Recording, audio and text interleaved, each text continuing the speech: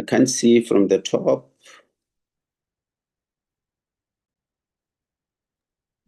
Let me relook, Chair.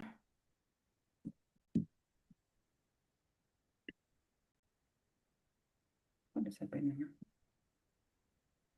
Can you see now, Chair? I can't see from the top. I only see where it says input by City of Tshwane. Okay, yeah. Now I can see it from the top. Like I said, the meeting is open and welcome. You are welcome. My apologies for starting the meeting late.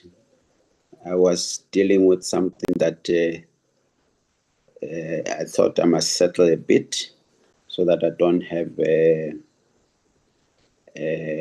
problems. You are all welcome. We are on item 2, consideration and adoption of the agenda. Can I have a mover? But before that, before I get a motion for the adoption, can I request that we withdraw item 5? I think the sponsor of the item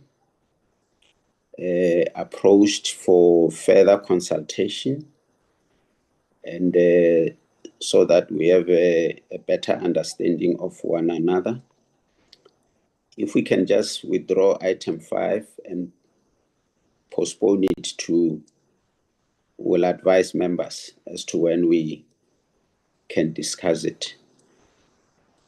And then we get a mover, and if we agree, we get a mover to adopt the agenda. Can I get the views of other members? Honorable Ditabe. Thank you very much, Chairperson. Good morning to you. Good morning to all the honorable members, the Minister, Deputy Minister, and all the executives accompanying the Minister. Chairperson, I take it that from your vantage point, you are well advised. Excuse me. And therefore, I think we can then proceed if there is a view on the part of the sponsor of the motion for it to be withdrawn, bearing in mind our deliberations last year. Probably they took that into account. So I think we should take a cue from your leadership on that matter. Thank you, Chair. Thank you. Honorable Mpiti. Good morning, Chairperson, and good morning to the Minister, Deputy Minister, as well as honorable members and officials that are on the meeting. Mine shares to agree and to support the suggestion that the particular agenda item be removed and further consideration be made. And appreciate, Chair, your consideration. Thank you very much. Okay, thanks very much.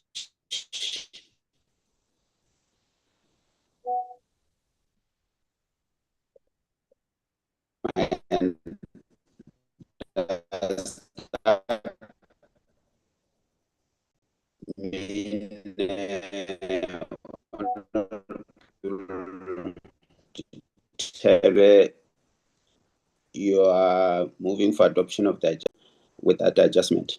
Honorable Ditabe. Yes, Chair.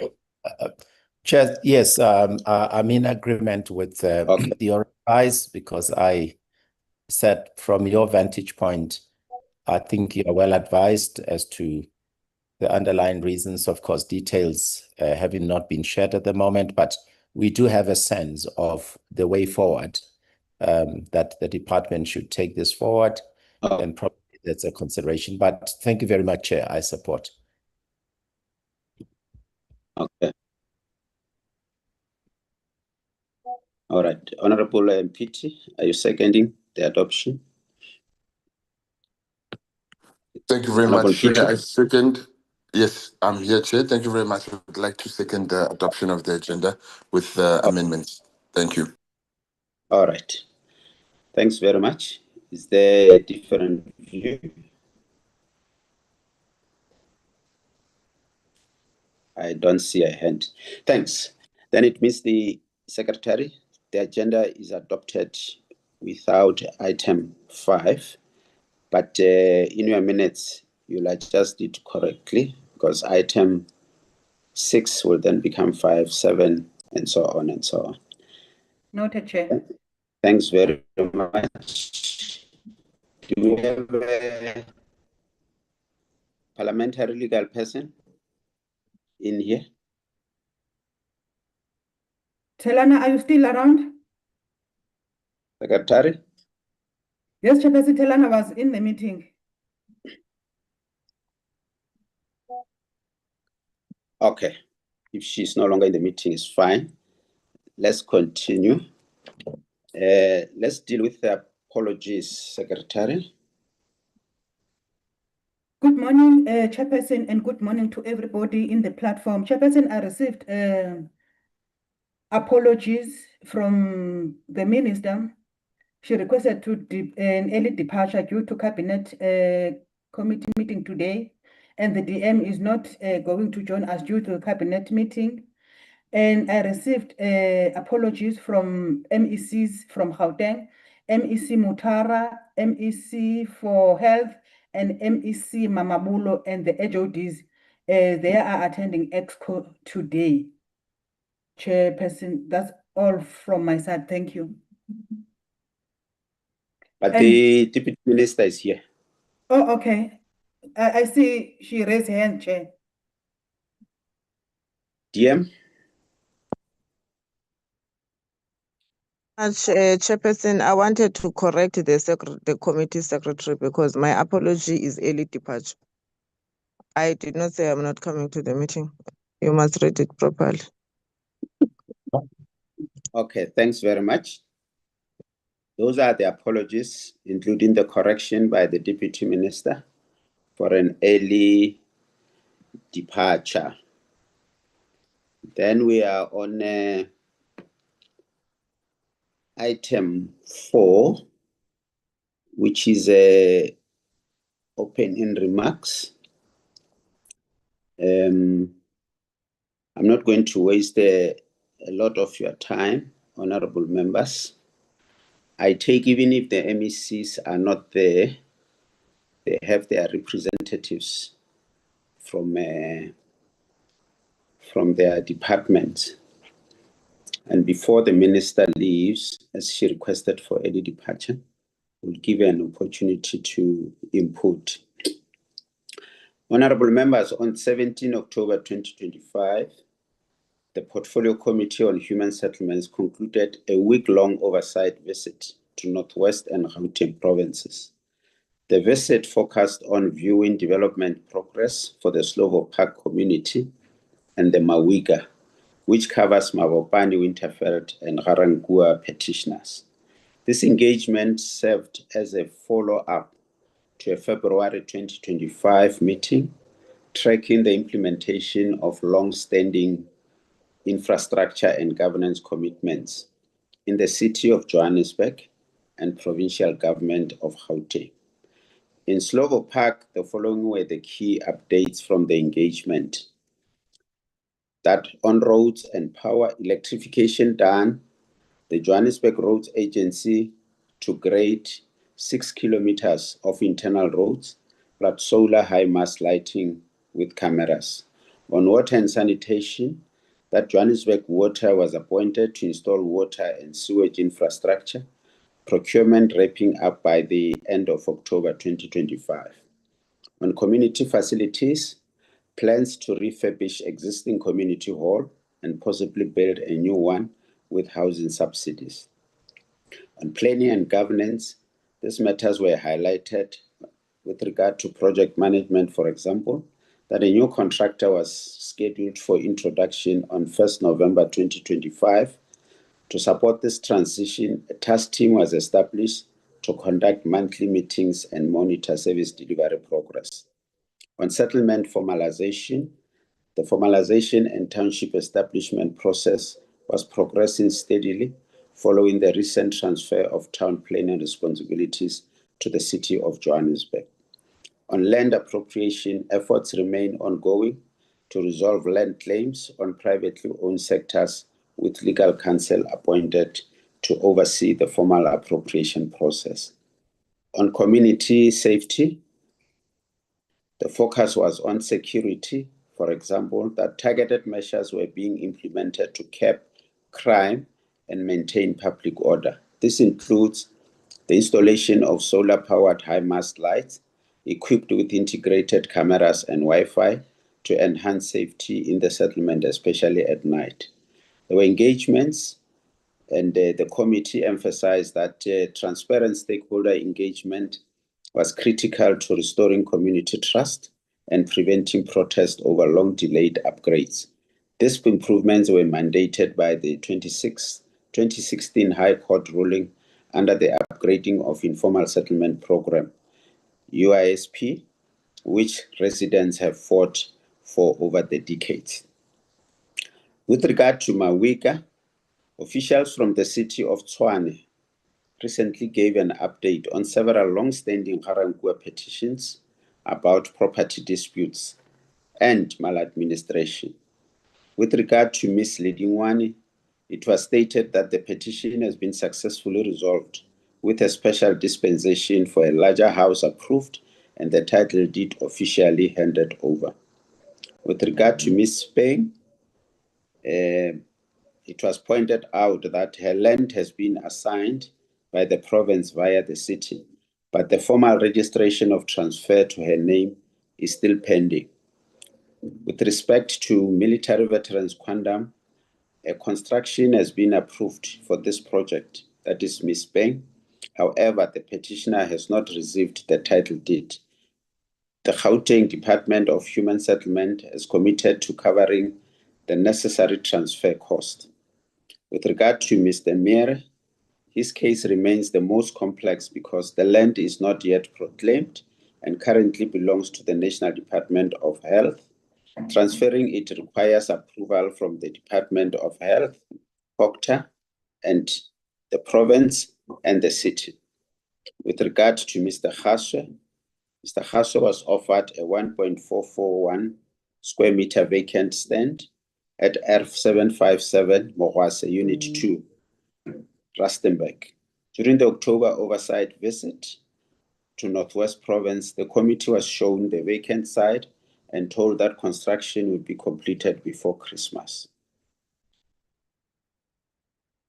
Considering these developments, honorable members, the Gauteng member of the executive MEC for Human Settlement and the City of Johannesburg member of Municipal Council for Human Settlements assured the committee that the interim interventions will be implemented immediately while the township formalization process concludes. This includes water and sanitation access, hall refurbishment, and high-mast lighting with integrated cameras.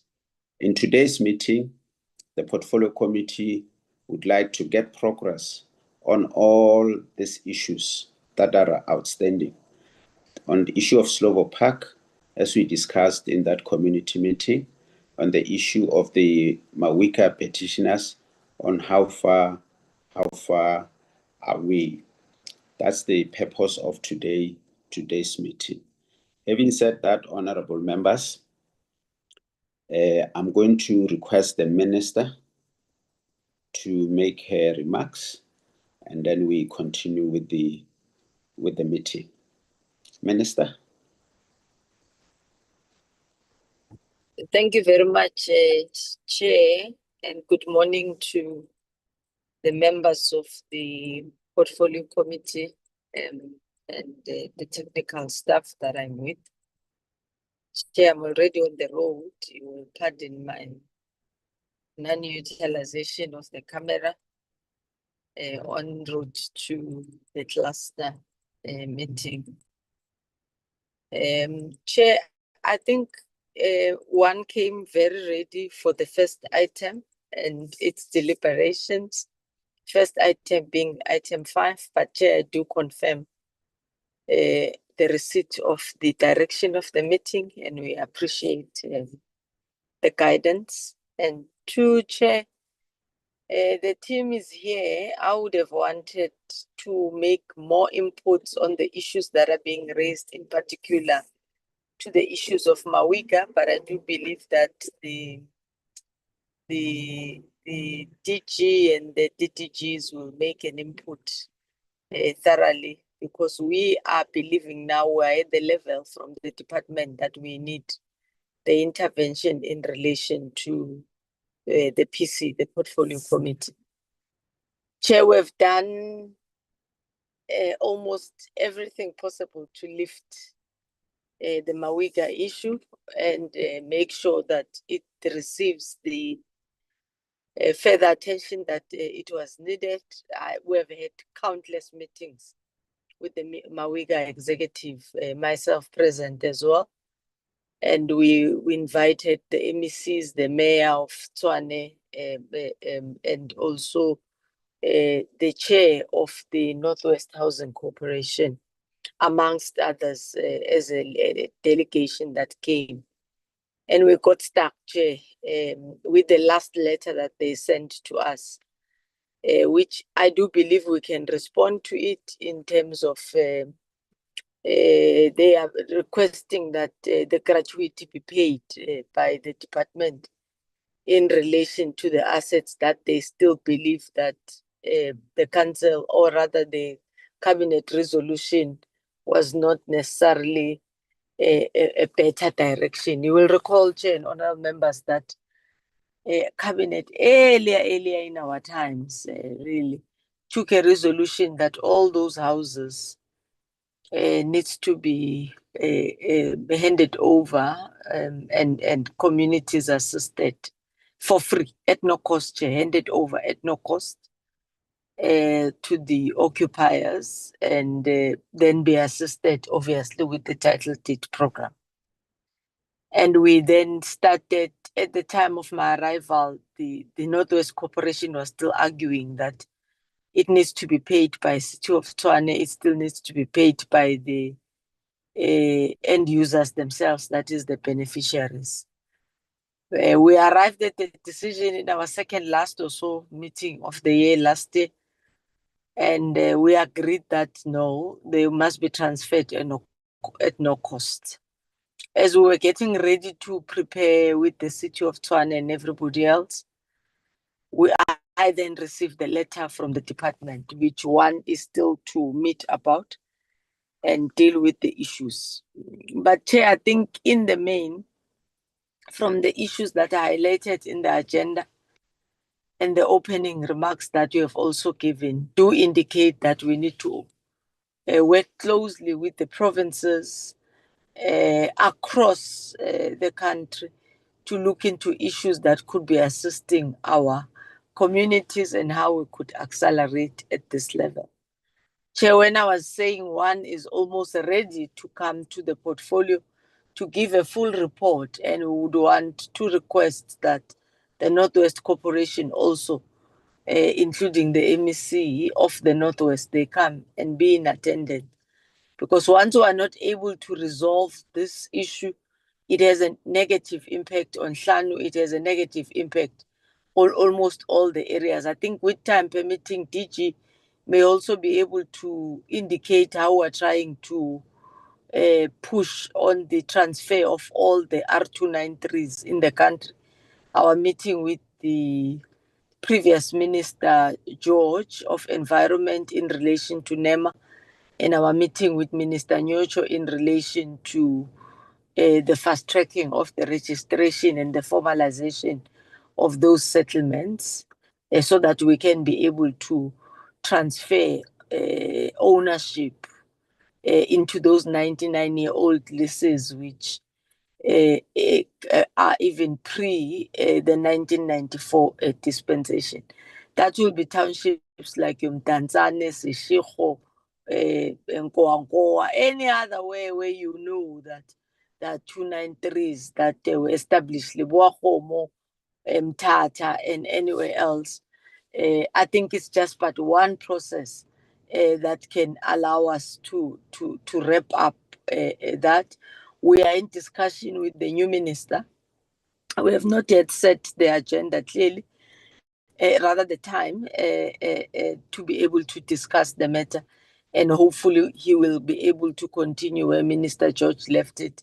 And we are able, those areas that are not necessarily in flood-lying areas or in dolomatic areas, that we proceed with ease, assisted by HDA in the assessment to register them, formalize them, and in that way we'll be able also to ensure that ownership is given and dignity is referred back. I think, Chair, in a nutshell, that's what I would want to comment on, and appreciate the opportunity the portfolio has given us to deliberate with the provinces and the department as well. Thank you very much. Thank you very much, Honorable Minister. I don't know whether the DG wants to add something, as the Minister said. Thank you very much, Honorable Chairperson. Just to confirm that the Minister has covered the ground properly, Chair. Thank you very much. Thanks very much. I think the next item, which initially was item 7, we're starting with the Slovo Park. Am I correct, Secretary? Well, we are starting with the input by City of Tshwane on Mr. Mere's case. Okay. City of Tshwane will be followed by the Department of Health, and then input by Gauteng Department on the issue of Mere, both on the issue of Mere and also followed by Department of Gauteng with regard to Ms. Lidingwane, Ms. Mere, and Ms. Sipeng. Then followed by input by Northwest Department of Human Settlement with regard to Mr. Ashe. In that order, City of Tshwane, followed by Department of Health, Gauteng, followed by Department of Infrastructure Development, followed by Gauteng Department of Human Settlement, and Northwest Department of Human Settlement. City of Tshwane. Good morning, Chair. Good morning, members. Good morning, Honourable Minister. My name is Petal Thring. I'm from the City of Tshwane. Thank you so much to the Chair for updating the committee on the Sipeng and Lidingwane matters. I'm sure that Gauteng will give us an update on both those matters when they report. Just an apology for our MMC. Sorry, we did submit it yesterday, but it wasn't read, and MMC is busy with the set meeting and couldn't get out of it, so apologies for that. I think the only matter that I need to get into some depth with, or at least explain a bit, is Mr. Mere's matter. The land does belong to the Department of Public Works, who has agreed to transfer this to Gauteng Department of Infrastructure Development. But as the land is part of the land in which the George Mukhari Hospital is on, the Gauteng Department of Health needs to pay the service account for the clearance certificate to be issued for the work to continue. The Gauteng Department of Health, I'm glad that they both Health and DID are here. The Gauteng Department of Health has committed to DID to provide a letter to commit to paying the services account so that we can proceed with the transfer, but this is long outstanding and we haven't been able to get an update with that, so they will provide one of those. They will provide the update on those. I think at this stage, that's the most important thing that we need to concentrate on, because the transfer of this land, the consolidation, as well as the township establishment, needs to happen before Mr. Mere can get his title deed, and we are therefore dependent on Department of Health and DID to assist with that process. Chair, that's all from us. As I said, I'm sure that Gauteng will give an update on the Ledingwane and Siping matters as those relate to the construction of the units. Thank you. Thank you very much. Secretary, there is people connecting 19046316229 229-82906. Can they identify themselves? Otherwise, they will be removed from the meeting. Can you identify yourselves? Yes, 190463116. Good morning, Chair. My name is Neo Morake. I'm the DDG of Property Management from the province of Gauteng. I'm using a gadget that doesn't have a name. I'll try to change it. I'm willing to show my face, Chair. Okay. 229? 229? Good morning, Chair. This is Stephen Malachi from Gauteng Department of Infrastructure Development. I'm with DDG Morake. So I will also try to see if it can read my name instead of the number that we've just read, Chair. Apologies. Thank you very much. Let's try our best. Can we get somebody from the Department of Health of Gauteng? Good morning, Chair. Good morning to the honorable members. Can you open your camera? Yeah. Sure. Continue. Yes, Chair. Yes, my name is Tolesane Kalada. I'm the DDG responsible for infrastructure in the Gauteng Department of Health. Mr. Colin Sekele, our Chief Director responsible for infrastructure, will be taking us through the presentation that we prepared. Thanks, Chair. Thank you, Chief Director. Continue, please. Thanks, Chair. Good morning, Chair. Good morning, honorable members and colleagues. Show your face also. Yes. Let's see. Is it? Thank you. Okay. Can continue. That's fine. So I think I'll also focus on the Mr. Mere case. I think the colleague from City of Tshwane is correct. I think the issues that has been listed in the letter that came from the committee, it's correct. So the land, of course, is owned by national government, and it has agreed to transfer that land to provincial government. So we used our colleagues from the Gauteng Department of Infrastructure Development to deal with the transfer. But I think what I need to highlight on this is that I know that they started the process, the conveyances were appointed, the process was ongoing. I think they will provide the technical details of what has happened.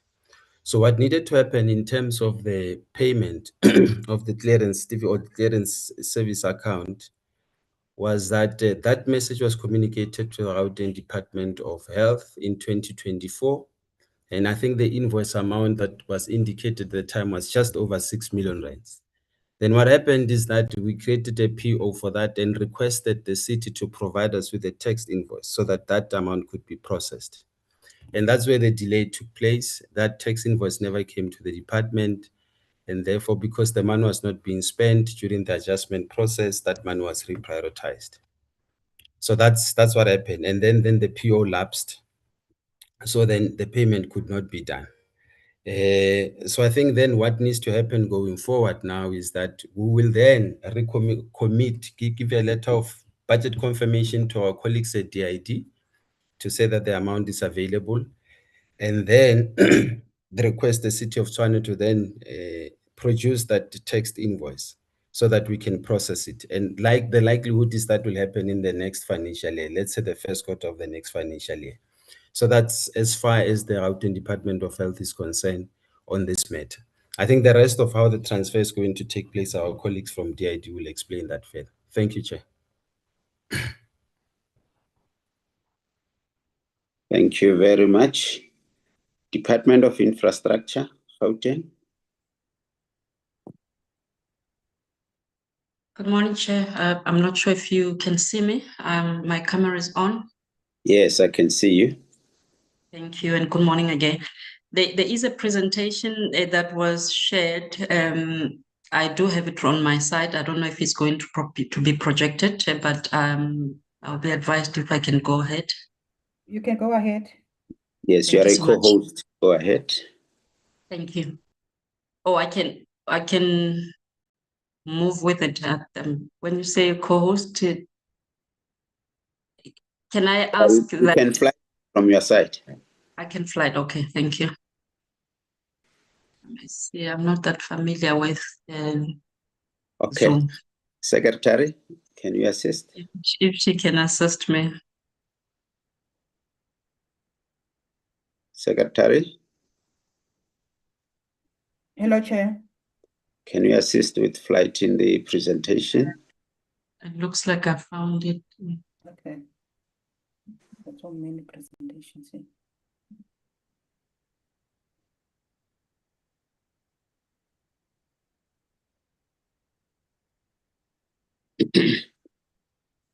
Okay. Check it. Can you see it? Yeah, we can just arrange it properly. Yeah. Is it fine? Okay. You can see it, yeah. Do I have to have my camera on all the time, or I can switch it off just You to can switch present? it off. You can switch Thank it you. off. Thank you. I appreciate it. Thank you, Chair. But maybe not to necessarily go through the agenda. I'll just go straight into the matter.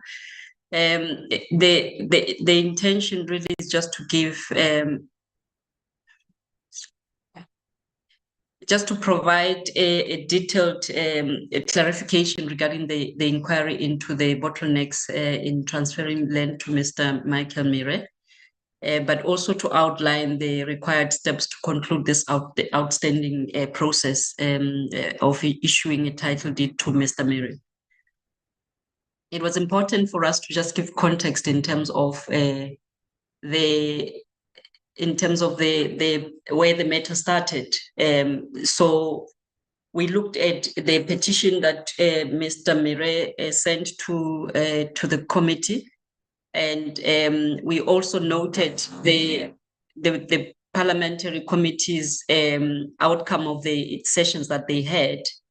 That the land that is currently in the process of being transferred, they found that it belongs to National Department of Agriculture, Land Reform and Rural Development. I needed to also correct that on record. I know one of the colleagues says it's National Department of Public Works.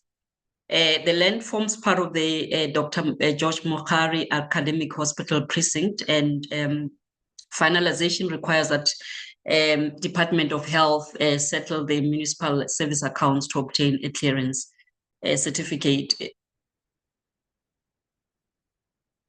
So it was important also just to clarify the role of DID in the matter, Chair. So we are not directly involved with the land transfer to Mr. Mire. In 2022, through ourselves, we finalized a donation agreement with Department of Agriculture and National for the land where Dr. George Mokhari Academic Hospital is located. We appointed the state attorney who then sourced the services of conveyancers to facilitate the transfer from national to provincial. The transfer is currently on hold, and I think my colleagues have already indicated, and it's mainly because of the issue of the payment of the rates that are outstanding. And as my colleague from Health indicated, because they could not get an invoice, they were not able to then at the time make the payment. So we are now just waiting for them to do the necessary provisions based on the invoice that will come from the city. So getting into the actual township that is currently the issue at hand, Chair, City of Tshwane indicated around 2024 that they are finalizing the establishment of a township in Ga-Rankuwa Unit 2. This township consists of 3 farm portions. 2 of those farm portions are owned by City of Tshwane, and 1 portion constituting of portion 3 of farm Mendunsa 237 JR is where the hospital is located. The plan is that ERF 2827 will be created on city-owned land for Mr. Mire, while ERF 10235 will be designated for the hospital, which will incorporate portion 3 of the farm of Medunsa. A township cannot be registered, Chair, without the formal consent and legal involvement of all the affected landowners. And I think this is where this whole process did not go well. At the time when we signed the donation agreement with a national department, we were not aware that the city were intended to establish a township, because we could have worked together to ensure that we don't find ourselves where we are today. And I can say that even today, we don't have a formal expression of interest from a City of Tshwane or a council resolution. I mean, it's a well-known process administratively that when you're talking about land issues, the council must approve for Tshwane or any municipality to acquire or donate a land parcel to another.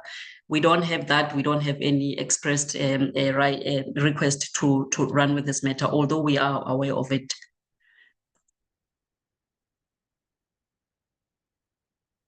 So we looked at the options, Chair, because we are solution orientated. We want this matter to be addressed and finalized.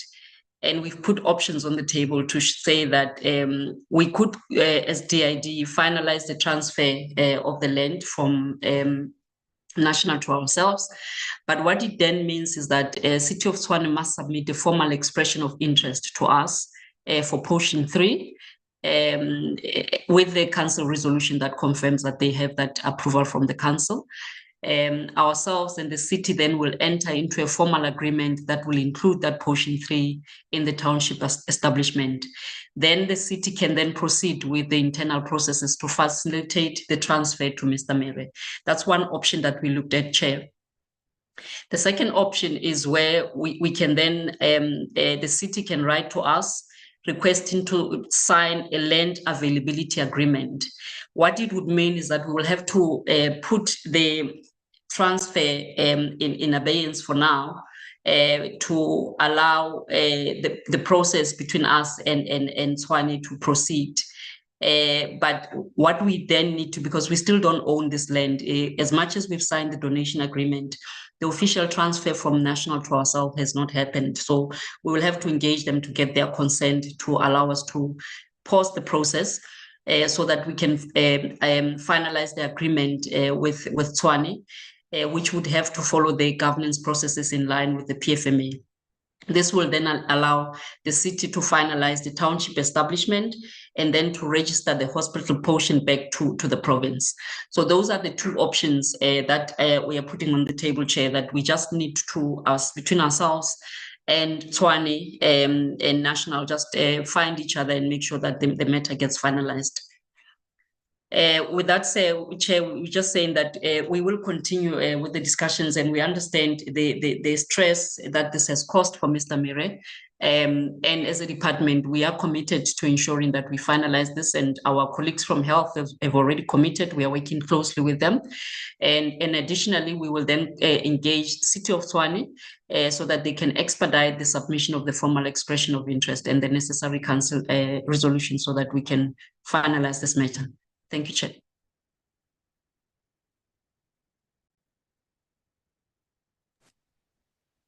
Thank you very much. The next presenter is Northwest Secretary. Am I correct? Northwest?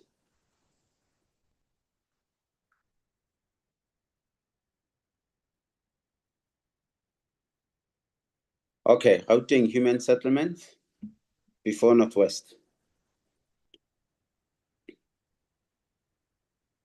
Good morning, Honorable Chair,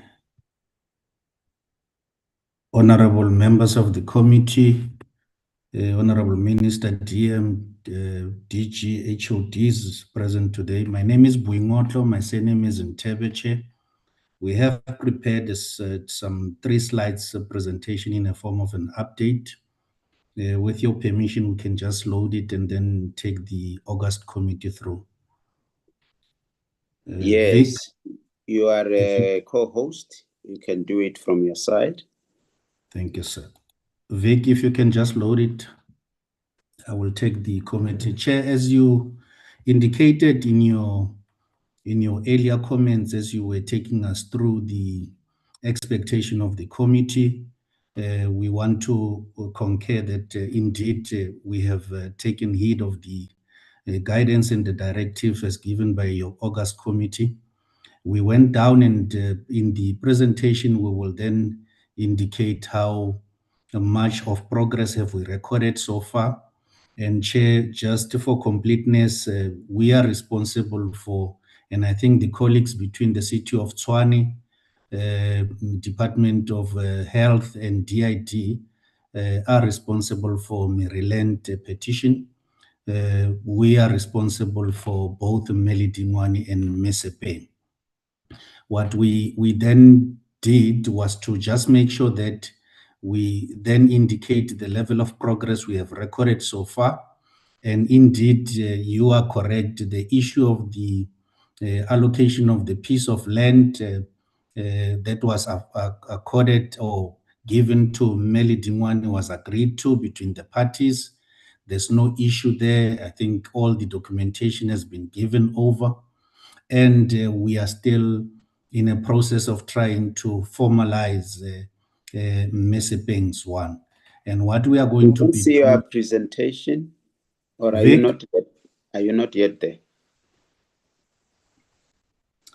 I was expecting Victor to load it. Chair, let me just see if I can do it from my side quickly.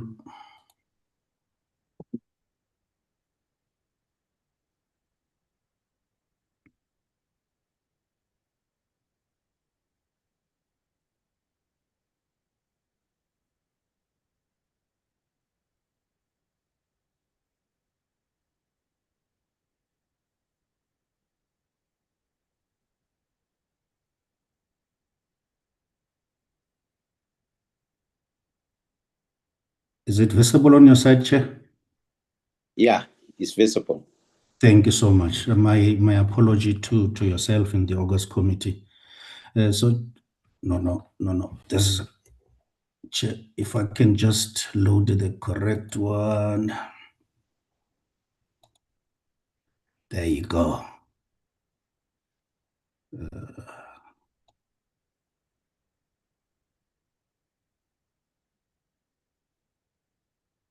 Yes. So as I indicated, Chair, the petition includes Mabopane and Melidingwane, and the City of Tshwane has offered the 2 sets of stands to both the petitioners as the first step of remedy. The offer stands were accepted by the petitioners. Post-construction, the 2 petitioners will be allocated the units as allocated.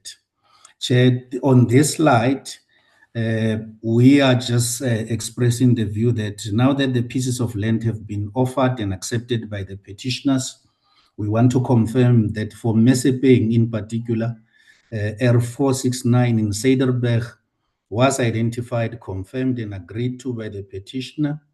And as the department, we have now made a commitment that Mabopane's unit will be included under the scope of work of the project called Lady Selborne that is still under procurement. For Melidingwane, the City of Tshwane has offered 2 sets of stands at 12049 and 12050. For Melidingwane in Mabopane Block X, the unit have been included under the scope of work of the project we name Mabopane Extension 1. Chair, under the specifics under Melidingwane, I'm sure in your comments also this is part of the issues that we want to clarify, that between ourselves and the city, in terms of the transfer of the piece of land that has been done, the power of attorney and clearance certificate have been signed by the city. This is the first step that will then enable us to secure the VA copy so that the title deed can be transferred to the petitioner.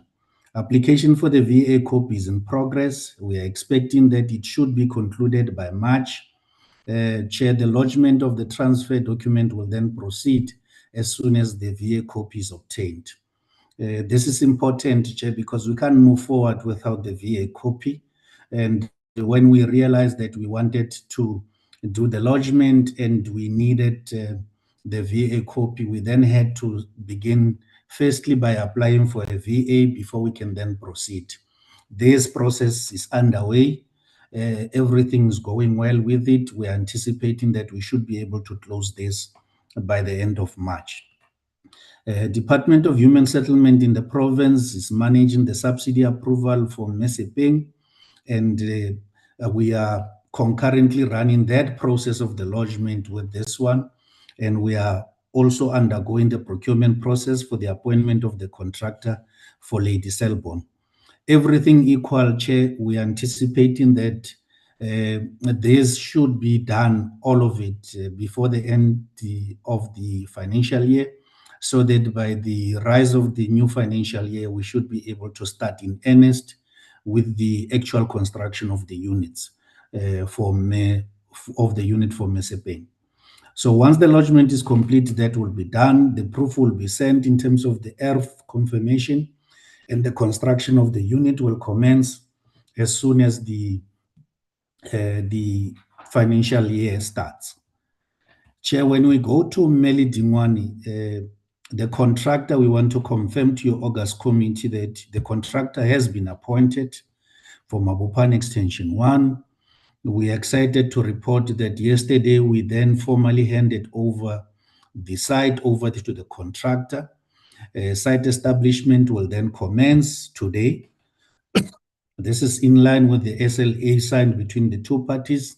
The contractor will then embark on community engagements in terms of what the communities are going to benefit out of this. Greater participation by the local committee is part of this process, and therefore that engagement will commence as soon as today, so that the scope of work in the BOQ that is ring-fenced for greater participation by locals can be determined, agreed to by parties, and therefore minimize disturbance of industrial peace on site. Commencement of the construction of the unit will then begin as soon as the site establishment has been concluded. Chair, we want to confirm that, my apology, we are in constant communication with Mabopane because we are at the point where the actual construction of the unit must commence. This is going to be at a military veteran quantum size. And we have picked up that we need to have a very high-level discussion with Mabopane in terms of the size of the unit, in terms of what are the packs on top of what the unit will offer. And this discussion, we have scheduled it. We will have that conversation with the petitioner so that everything should be agreed upon. The allocation of the unit will be done in Q1 of the financial year after it has been concluded. So, Chair, where we are far ahead in terms of Melidingwane, and we are going to be dragging to the same speed the issue of Mabopane as soon as the issue of the lodgement and all that, and the procurement of the contractor are concluded. Chair, the report is before you and your August committee. Thank you so much. Thank you very much. Thank you. Northwest.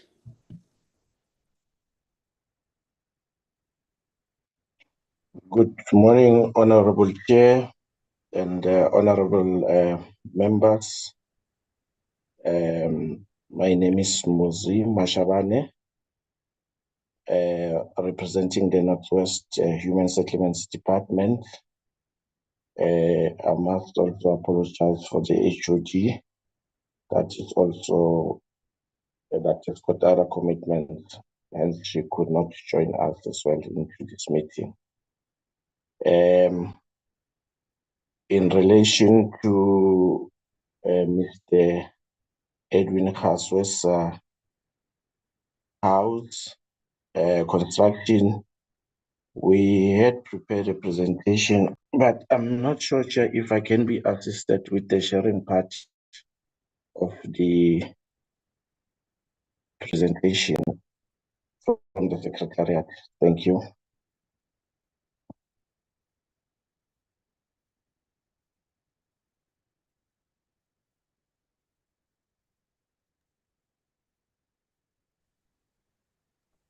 Continue.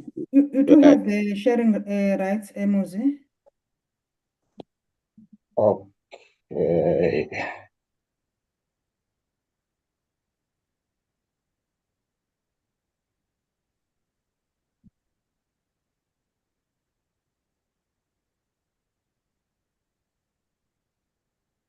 Yeah, Mr. Mashabane.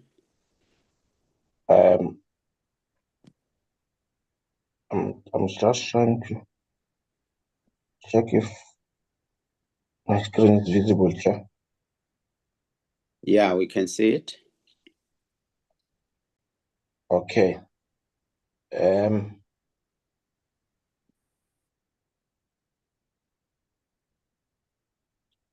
you, Chair and honorable members. Just going straight to the presentation. Chair, we in terms of the progress that we have achieved thus far after the portfolio committee visit in October last year, I must indicate that we got the municipal plans approval on the 16th of October. We then embarked on the geotech investigation studies, which was done sometime in October as well, by end of October, where the pits were tested, but the final report was submitted to NHBRC on the 24th of November, and we got approval in terms of that, which guided the foundation designs, which was then approved around December 2025. After that, Chair, we got the house plans that were submitted as well in December, but they could not be finalized at that particular time. So they were only approved on the 27th of January 2026. Where the contractor has since started with the excavation and pouring of the foundation as at the 10th of February. Our plan is outlined below, where we have indicated that we are expecting to have the delivery of bricks. They've been ordered by the contractor. The delivery is expected today. And then the completion of the foundation, which is a strip foundation, is expected to be completed on the 24th of this month. And then the wall plates by the 27th of this month. And then the house is expected to be roofed by 11th of March, the next month, with the completion date be the 23rd of March as well, Chair. Chair, we experienced some challenges. I know we committed that the house construction will be completed by December, but due to some statutory compliance matters that had to be undertaken. So we could not meet the deadline as set. We have outlined the challenge was the issue of the geotech, of which the department through the NHBRC and the contractor had commissioned the studies, which we have alluded to by the 24th of November last year. Then there was those technical time constraints in terms of the soil sampling and the lab testing and approval. But we have ensured that all the processes were speedily attended to. With the statutory compliance approval of the foundation designs and the NHBRC enrollment, we could not bypass that process. So due to the nature of that foundation designs, additional time was required for the approval on the foundation solution, which the NHBRC also assisted in that. And then lastly, we had those unforeseen site conditions, which is your hard rock, which were encountered during the excavation of that. So the contractor had to employ other methods like using jackhammers and all that to deal with that. But I must indicate, Chair, that all these challenges that we are alluding to has since been resolved. So that is why the time constraints that or the program that has been indicated is in line for the department to achieve the completion. So we will ensure that intense monitoring takes place to meet the deadline of the 23rd. We have assigned a full-time inspector into that, including the NHBRC. There is a full-time inspector on both parties that are monitoring the development, Chair. That concludes our presentation. Thank you.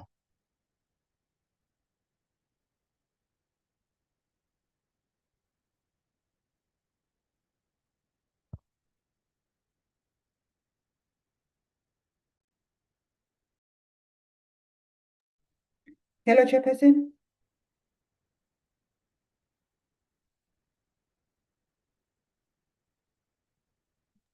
Secretary?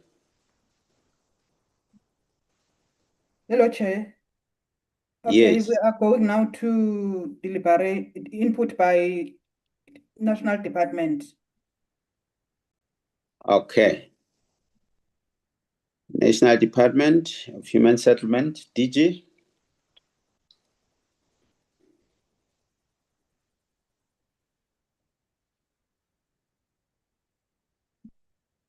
Thank you very much, Honorable Chair. DDG Dumalisile will make the presentation on our behalf. Thank you, DG. DDG. Thank you, Chairperson. Good morning, Chair, honorable members on the platform, and colleagues. Greetings to everyone, Chair.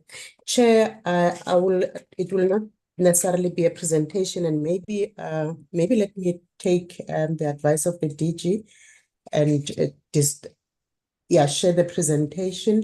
I think I did send it to you, Koliswa, and I think it's just to put emphasis on what Muzi was presenting. I've actually included some pictures just a few minutes ago.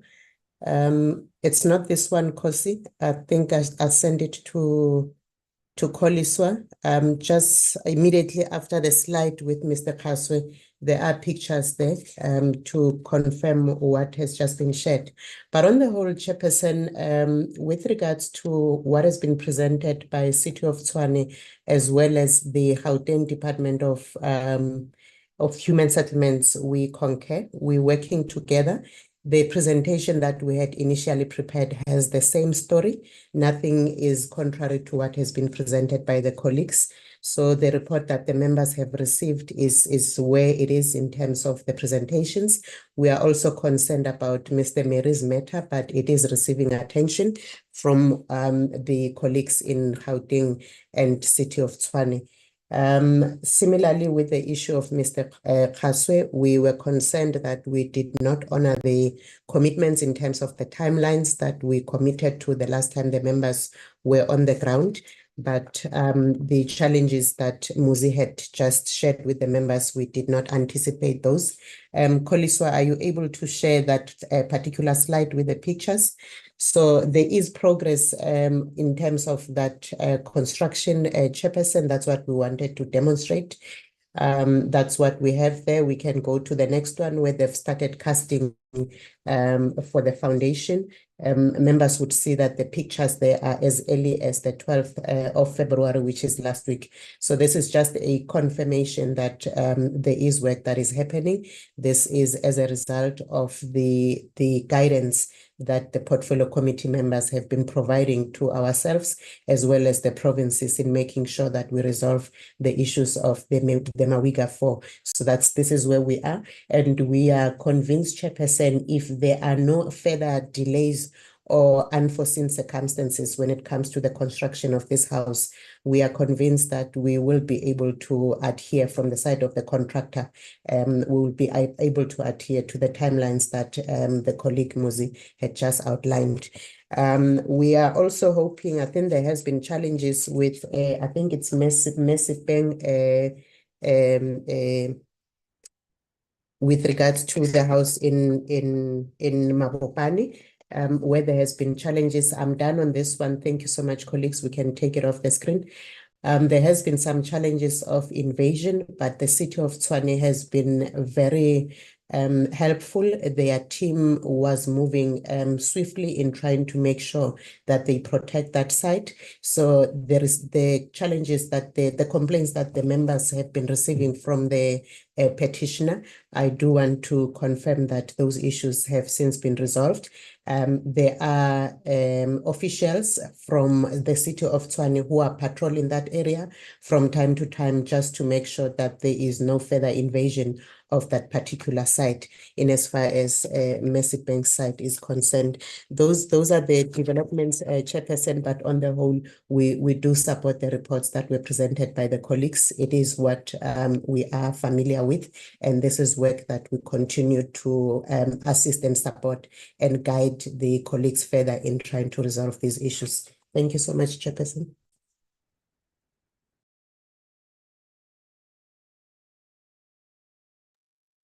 Thank you very much, DDG. Honorable members, can we engage with the reports? Are there issues you want to raise with regard to the progress report as provided?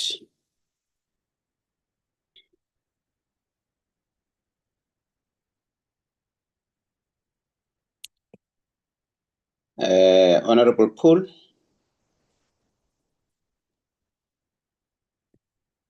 Thank you, Chair. Good morning, everybody, members, Chairperson, DDG and DG Department.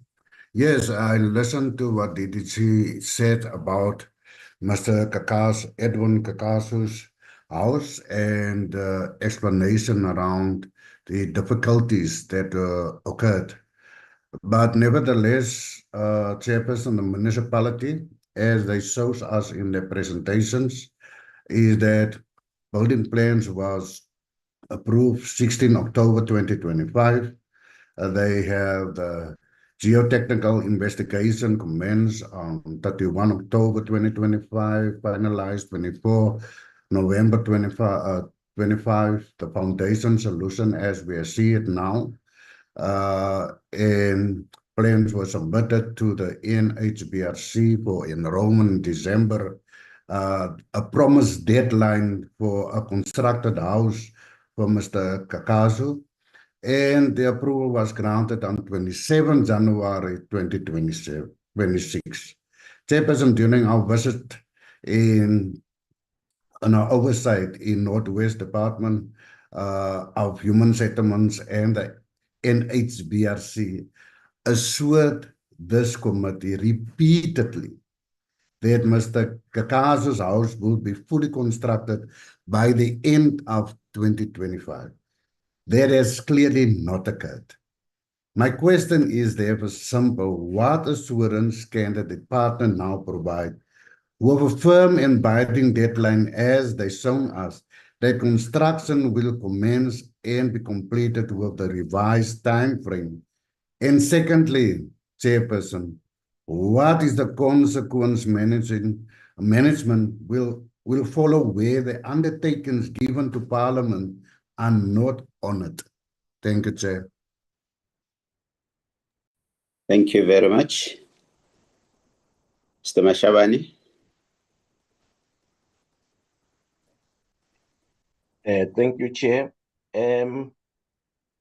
Yes, as we alluded to the presentation, we admit that the deadline was not met as assured to the committee members due to unforeseen circumstances of which we could not bypass certain processes, which are your statutory requirements around that. So, as we have outlined in the report, but the current progress and us ensuring that we have cleared all these stumbling blocks now, we commit to say the deadline that has been set, looking at the current situation, the department will be able to meet that. Also the capacity of the contractor that we have appointed that is on the ground. We are sticking to those timelines, including having a personnel that is full-time on site, ensuring meeting the deadlines, including from the side of NHPRC having to commit a personnel as well that assists with that. And it's not just a personnel, but they are technically inclined inspectors who are able to detect any challenges within time so that those issues can be addressed immediately, Chair. Thank you. I'm not going to be able to respond to the consequence management part.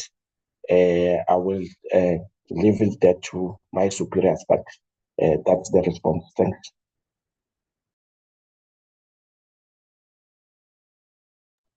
DDG, Dumalisile. Chairperson, Chair, we will escalate the issue of consequence management to the office of the HOD through the office of the DG, and we will request the HOD to report back to the portfolio committee on that particular matter, Chair. Thank you. Thank you very much. Honorable Ga-Rankuwa. Thank you, Chair, and good morning, Minister, DM, DG, and his delegations, and then the delegations from the provinces and the city. Chairperson, let me welcome all the presentations and applaud what the provinces and the city has done thus far. I only have a concern with regard to the issue of Mabopane. The issuing of the title deed, it has been a talk in almost all our meetings, and still now we do not get a definite date as to when will the title deed be issued and what are the main challenges causing the delay of the title deed. And I also appreciate that there's meetings, communications, feedback sessions with the petitioners. That is a work well done. My other question is with regard to Remere. Chairperson, the presentation indicated that there is money. They are just waiting for the invoice. But later on in the presentation, it was indicated that the matter will be finalized in the next financial year. I mean, if there is money, we still have a month before the end of the financial year. Why can't they get the invoice and pay so that in the next financial year, we start with the second step? I don't understand why they delay, Chairperson, because there is money. It can be done now. Thank you, Chairperson. Thank you. Gauteng Department of Human Settlements, followed by Department of Health and City of Tshwane. No, Chair, thank you so much for the opportunity. Honorable Ga-Rankuwa, I think your you are quite correct. We gave a firm commitment to complete that process based on the expectation at that time, only to realize that the deeds office did not have the actual title deeds. And as a normal process to be followed, you then have to apply for the VA copy in order for you to be able to then process the necessary requirements.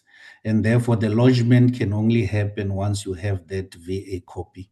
We profusely want to apologize. We didn't anticipate that the title deed will not be found by the deeds office, and our target was based on the realities before us at that time.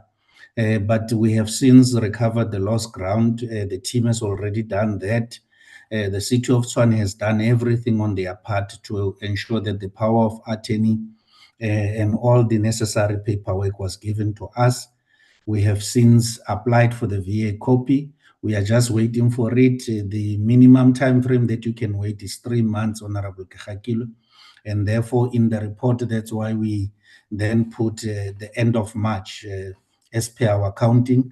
And by that time, the paperwork, everything will be ready for the lodgement. So we're racing against time to make sure that the same benefit that has been afforded to Ms. Lidingwane are given to Mabopane. She's fully briefed about the developments, and we keep following up on that.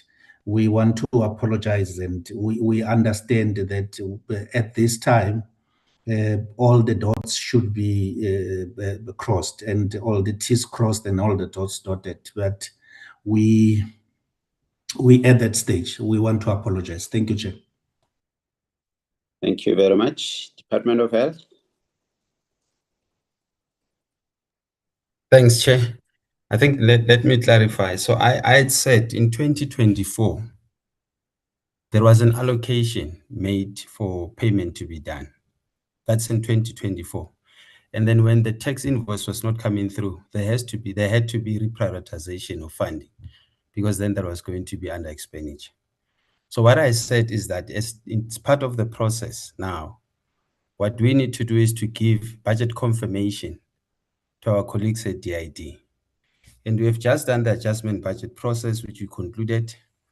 We're doing the MTF budget. So we can still talk to our colleagues from Provincial Treasury to squeeze it in. Hence, I said it will be in the first quarter of the of the 2026-2027 financial year. So there is the budget confirmation does not necessarily mean there is cash available now to pay it, but it says that there is an intention for us to pay it. So we'll make provision for it in the first quarter of 2026-2027 financial year. Thanks, Chair. But have you received the invoice? Is it the invoice from City of Tshwane? No, we haven't. We don't have the tax invoice. City of Tshwane, tax invoice? Thank you, Chair. Yeah, the tax I think it's important for me to say that because we've been communicating and begging for updates for so long, it's very, very important that we are kept in touch with what is being requested. If we knew, we could have sent the invoice immediately. We also can upload the invoices from the system and send them. However, our finance department would have to send the invoice that they have. So please, if I can just ask that we be kept informed and that we be advised when there are challenges so that we can help. I have sent one already to the DDG. I've requested that he send me the one that they have for 6 million because I couldn't get that on the system. But I've also asked our finance department to send it urgently. Chair, I'd also like to just If I can share my screen, please, that would be, I'd like to speak up to the letter that we've sent to the HOD of DID on the 3rd of October 24. We subsequently sent a letter to the MEC on the 5th of March 25, relating to this matter and the frustrations that we have posted. So if we can, I would just upload those two letters to show you. I'm still disabled and not able to share those with you. Okay. So just to say that we have sent those. We've had numerous meetings with DID as well as health, and I have personally sent numerous requests for updates on this matter. This issue of the POA has never been raised with us previously. And I think it's because that we can only request the POA, or they can only provide the POA once the land has actually been transferred from national to province, not before then. Yes, the two portions are ours, but one portion does relate to the health, and so we would need to consolidate those before we request before we the township is proclaimed. As you can see on your screens, or I hope you can see on your screens, this letter was sent to the HOD at DID on the 3rd of October 24. And then, as I said, we did send a letter to the MEC on the 5th of March the following year, all requesting. The MEC's office very, very kindly also set up quite a few meetings for DID Health and ourselves to discuss this issue. The last email I got from DID in December, they had asked for the township layout, which was sent to them before the end of the year. So I'm not sure what this is. However, we can send the request for a POA. We don't need a council resolution. We just need the POA so we can establish the township and register the township. And that request we can give in the next week or so. It doesn't take long to do that, but of course the issue will be that they can only then provide us with the POA once the land has been transferred to province. And again, I just want to plead with everyone to please keep us in touch keep in touch with us when there's any issues, especially when there's problems, so that we can intervene as soon as possible. But we do undertake to send the tax invoice before the end of the week, and we do also undertake to send the letter requesting the POA before end of the week as well. Thank you, Chair. I think that's all from us. Thank you. Thanks very much. Department of Health, have you heard that?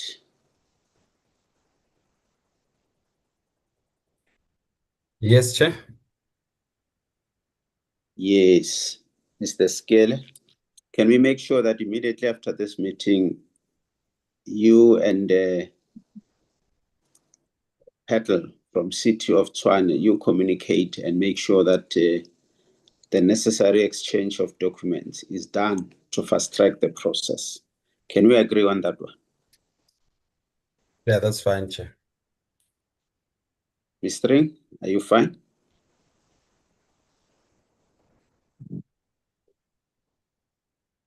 Mr. Ring? Okay, possibly she has some issues. DID, do you want to comment? Chair, no, thank you. I think the city has just committed.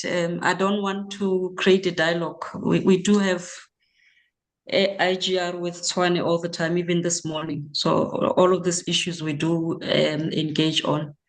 But I appreciate the fact that they're now committing, and if the POA has to be issued by national, we will engage national, Chair. We'll work with them. Thank you. Thank you very much. Honorable Abada.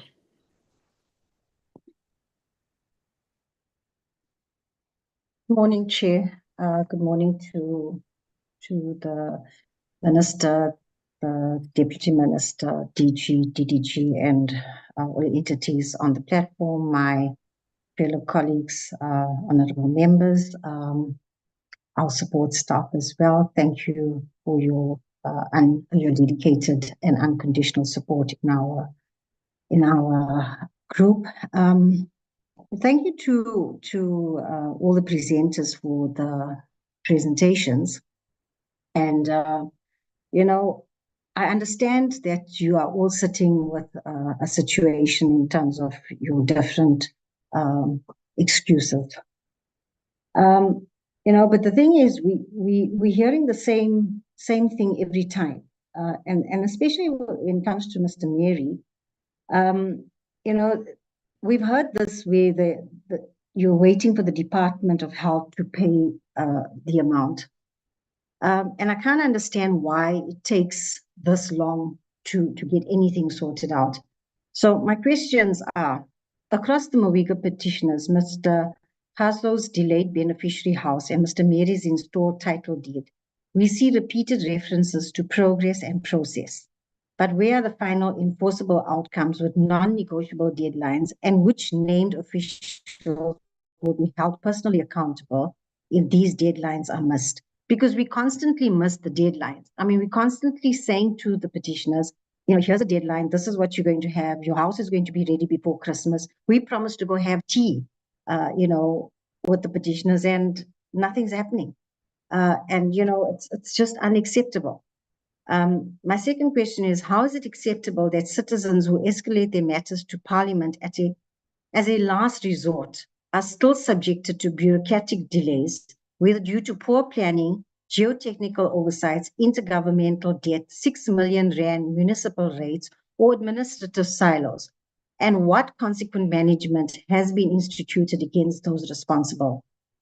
And my last question is, if a single beneficiary house can take months to reach foundation stage and a title deed can be stalled by internal government liabilities, what confidence can this committee have that the broader housing delivery system is capable of addressing thousands of similar cases without replicating these same failures? My comments are, the common thread in all three matters is systemic dysfunction. Compliance is presented as achievement, process as progress, and monitoring as accountability, yet citizens remain without resolution. Parliament's oversight role is weakened when departments provide updates without timelines, measurable deliverables, or consequent management. This creates space for indefinite delay. These cases are not isolated incidents. They are indicators of deeper weaknesses in planning, intergovernmental coordination, fiscal discipline, and project management within the Human Settlements Program. And lastly, my recommendations. The department will submit a consolidated time-bound action plan as soon as possible, clearly identifying responsible officials, measurable deliverables, and firm completion dates. And Chair, what I'm saying is that we need to start taking accountability in what we do. And it's all about accountability. Let's do a follow-up report. A follow-up report must be submitted to this committee indicating what has been fully resolved, not merely what remains in process, supported by documentary proof. Where negligence, poor planning, or administrative inefficiency is identified, the committee must insist on written confirmation of consequence management to ensure these matters do not fade into bureaucratic obscurity. Thank you, Chair. I submit. Thank you for your submission. I think your questions were broad, covering everybody. Let me give them to National Department of Human Settlements.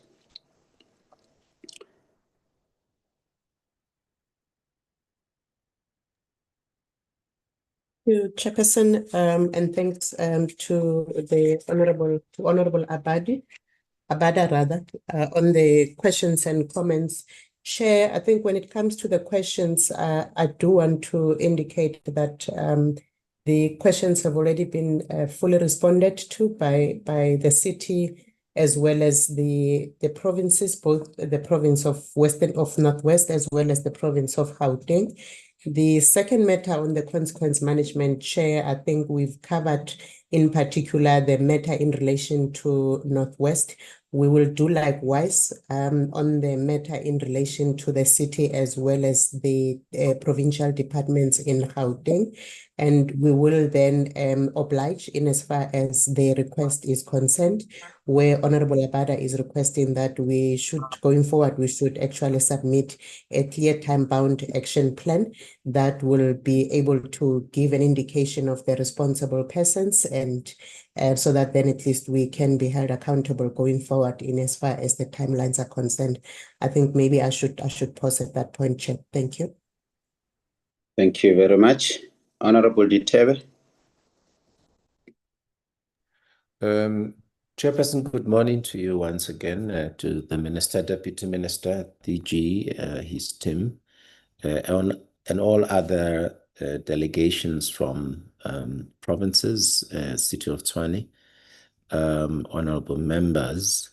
Chairperson, my question is very much related to all other questions that preceded mine. And this relates to the issue that was raised by the official from Gauteng, I think it is, namely that they are looking at two options. The first one being the land availability agreement with all its implications and ramifications in terms of how long it will take to finalize the matter. The second one being that of a council resolution. My view, Chairperson, and I think it is shared by all of us here, is that this matter has been with this committee for the longest of time. So to the extent that it basically straddles three spheres of government, if you like, I'd like to believe that it is a mere formality. The makeup or composition of the Council of the City of Tshwane notwithstanding, and this being in the context of different political persuasions, mandates, etc., I'd like to believe that we as the committee should be asking the City of Tshwane, who in this meeting is authoritative enough to be able to ensure that this becomes a mere formality, bearing in mind Section 26 of the Constitution, but also the peculiar circumstances relating to Mr. Mire with his very painful story that he shared with this committee, and indeed the other two spheres of government, namely local government and provincial government, or the municipality of the City of Tshwane and the provincial government. Of course, with the department as well, and ourselves in the legislature as the committee. Now, I am afraid, Chairperson, that while indeed there might very well be readiness on the part of Ms. Thring to ensure that all other administrative issues, such as the issuing of a tax invoice, that those are complied with.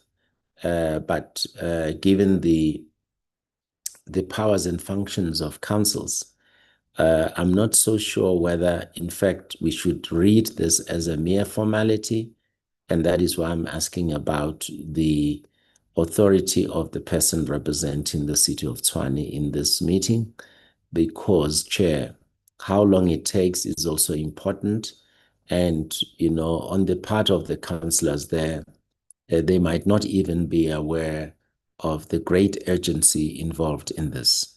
So that is just one aspect, Chairperson, or another side of the question or questions that have been asked as far as this is concerned. Because if you look at the issue of Ms. Ledingwane, Sipeng, And to some extent, of course, we've seen progress with regard to Mr. Khaswe, and congratulations to the Northwest for carrying this through.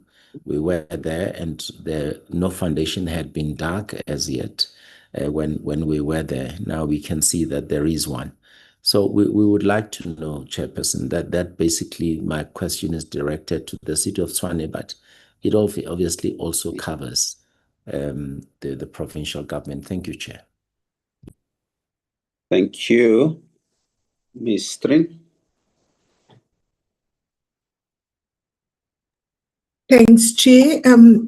Chair, the tax invoice is, as I said, I've already sent the draft that I found on the system to the TDG. I've already messaged finance to tell me who is dealing with the matter so that they can then give me the correct, if this is not the correct one, if there needs to be an update or whatever, they need to give it to me. But it would be good to hear from health who they've been dealing with. And if the request can be also sent to me, then it might be quicker that I can get that. But I've already communicated with the relevant people. Yes, it's not, finance is not in the Department of Human Settlements, but we can definitely assist to coordinate and make sure that the relevant departments are advised. If we can just speak about the issue of the POA, I know health says either land availability agreement or council resolution. In our understanding, and as the HOD said, maybe we can engage further. Our understanding, as we've done with Northwest, is for us to just request a POA for that one bit of land, because we are not wanting to take over the land. We're just wanting to complete the township registration and the township approvals, and then the land will go back to province. But if we can get the POA, as I said earlier, our understanding is that, and we've previously requested the POA from National, from Delrod. I'm sorry I said DPW earlier, and they were our first contact. They then advised that it was with Delrod, and we then requested a POA, and that's when we were advised by Department of by Delrod that the process to transfer the land to the province is already underway, and that's why they couldn't give us a POA. But if province can assist us with that POA from National, whatever would be the quickest way of doing it, we're quite happy to make sure that it's expedited as best we can. So we would, we will engage with the HOD and the team from health to see what, and DID to help to assist us to find the best way to do this so that we can expedite. But as soon as that is done, then we can start the process. But as I undertook, we will request the POA from health, and we will send that before the end of the week. Thanks, Chair. Thank you very much. I think the DDG of DID has promised that they will definitely coordinate the issue of POA from the National Department, and the Department of Health have also committed to interact with your office immediately after this meeting, so that the amount that they're supposed to pay is part of the budget that will start in April, which means if everything is done by April, the Department of Health will pay. But what the member is saying also is that the council needs to be made aware, whether they must take a resolution or not, but they need to be aware so that when they are asked questions as councillors, they are able to answer about the process that is taken. But we would encourage you, Even our secretary will make follow-ups with you during the course of the week. The City of Tshwane, Department of Health, Department of Infrastructure Development, so that we make sure that this process is carried through. And as promised, the beginning of April, we see the things happening. Thanks very much. And Honorable Tulani Kamede.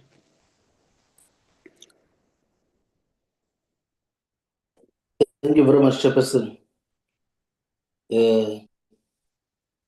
Let me also, join other comrades. Let me start by greeting the Portfolio Committee led by yourself, Chairperson, the department led by the Minister, the DG, and the rest of the team, and special greetings to our support staff, our secretary, and other members. The presentation, Chairperson, reveals a profound administrative disconnect where the City of Tshwane's intent to establish a township was pursued without the formal consent or knowledge of the primary owners, thereby creating unnecessary legal and procedural delays. The reliance on the Gauteng Department of Health to settle outstanding municipal accounts as a prerequisite for the clearance certificate identifies a critical single point of failure that unfairly penalizes the petitioners for institutional budgetary constraints.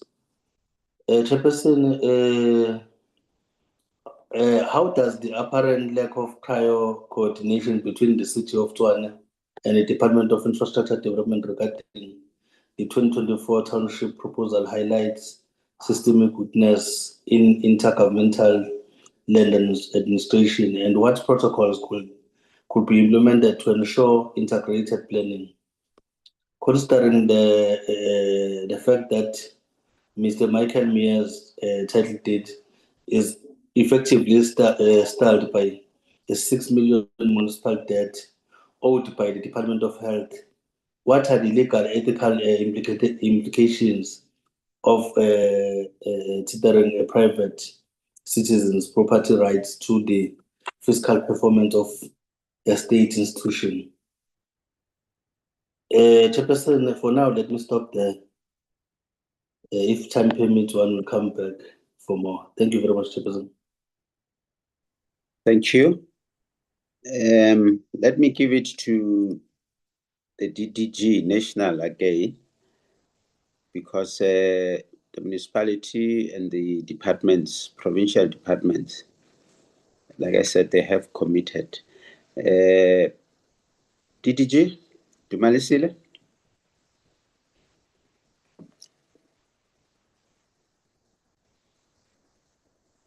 Chairperson, Chair, I think maybe on the matter that is being raised by Honorable Gamede, let me then make a commitment, Chair, that ourselves as the National Department, we will commit to coordinate this matter and see it to finality, so that then at least and we'll also include it as part of the requested time-bound action plan, just to avoid the challenges that the members are raising, particularly on the IGR level, where issues are not being coordinated properly. I do want to indicate, Chairperson, that as much as we have been having engagements with the city and all the departments, this is one matter that remains a challenge to us, but we will request where we need to escalate, we will escalate to the national departments.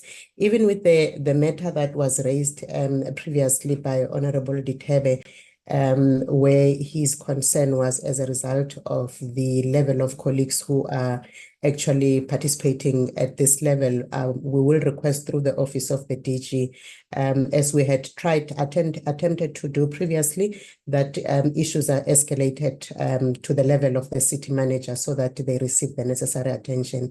Maybe this is how we can probably resolve the issues going forward, Chair. Thank you. Thank you very much, DDG. I think, honorable members, we are done with this item. The main resolution of the committee is that we want to see a speedy resolution to the matters.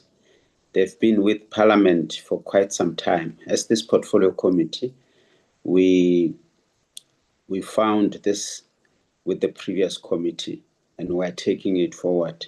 And indeed, members are concerned that petitioners are suffering. They don't have their houses. They don't have their land where they reclaim the land. If we can, if I can appeal to the Department of Health, DID, City of Tshwane, Human Settlement in Gauteng, to make sure that we fast track these matters, so that as promised, by the 1st of April, we're either constructing or handing over the constructed house to the relevant people. And the land that is reclaimed is also, the title deed is resolved and given back to our people. The office of our secretary will follow up with your good selves to make sure that we don't lose these items, and we're able to follow up as required. Thanks very much. Other City of Tshwane, Department of Health, Gauteng, Department of Infrastructure Development, Gauteng. I'm not sure whether the next item affects you, but if it doesn't, you can either stay on or be released. The next item is about Slovo Park, and we're going to request the Provincial Department of Human Settlements to give us a brief. Then the City of Joburg, the City of Joburg will then come in, and then we take the matter forward. Department of Human Settlements, Gauteng.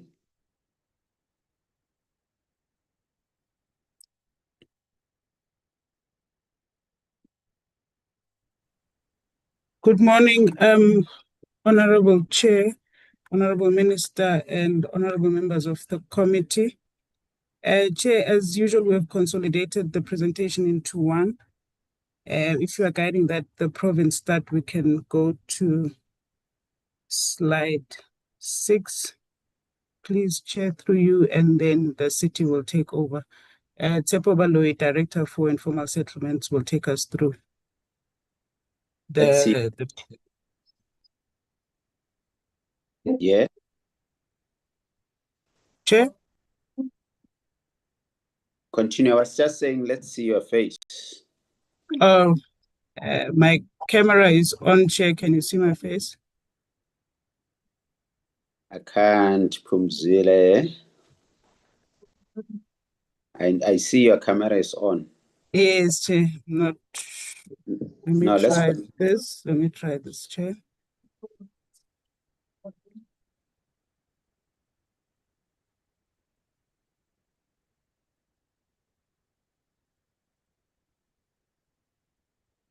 Now I can. Okay. Now I can see you. Continue. Thank you very much, Chair. Good morning, and once again, Chairperson, to the committee members. Can I request Tsepo Baloyi, is the Director for Informal Settlements Upgrading from the province, to take us through the provincial responsibility.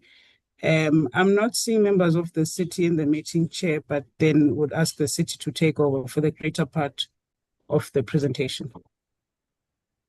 Okay. Thank you, Chair. Tsepo, continue.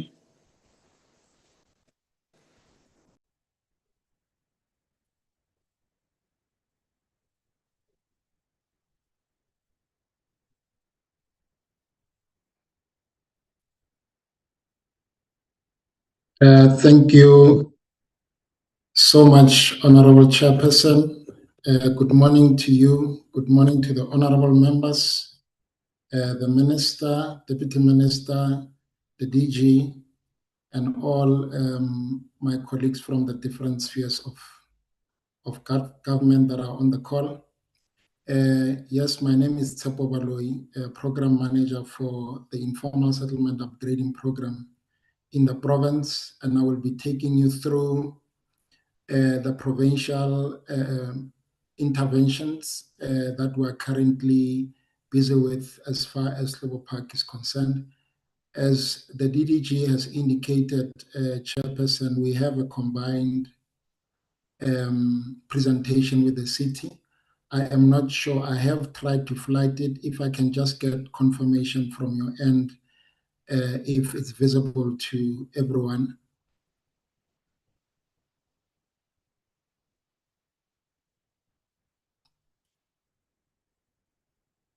Yes, it is visible. Thank you so much. Chair, I'm not going to waste time going through the opening parts of the presentation. I'm just going to shoot straight to the slides that are relevant to the province. As you've clearly outlined in your opening remarks, there are two main interventions that the province is currently undertaking as far as Slovo Park is concerned. I will leave the rest to my city counterparts to take you through. Namely, from our end, I will be giving progress on the scope of the upgrading of 6 kilometers width of roads that is currently taking place. I can report that after we entered into an MOU with JRA, in order to quickly unlock the work that needs to take place, we have subsequently introduced them to the community on the 10th, that is on the 15th, apologies, of October 2025 through the steering committee that is chaired by the Human Settlement MMC for the city of Joburg.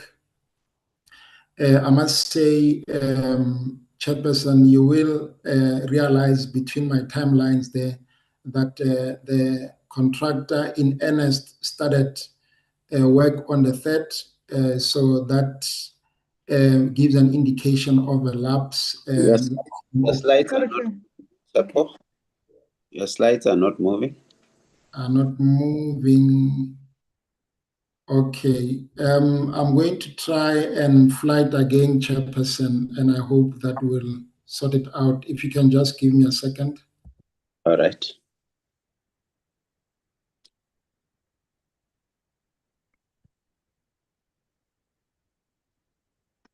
Is it fine if I switch off my camera? Perhaps that's part of the problem. Thanks.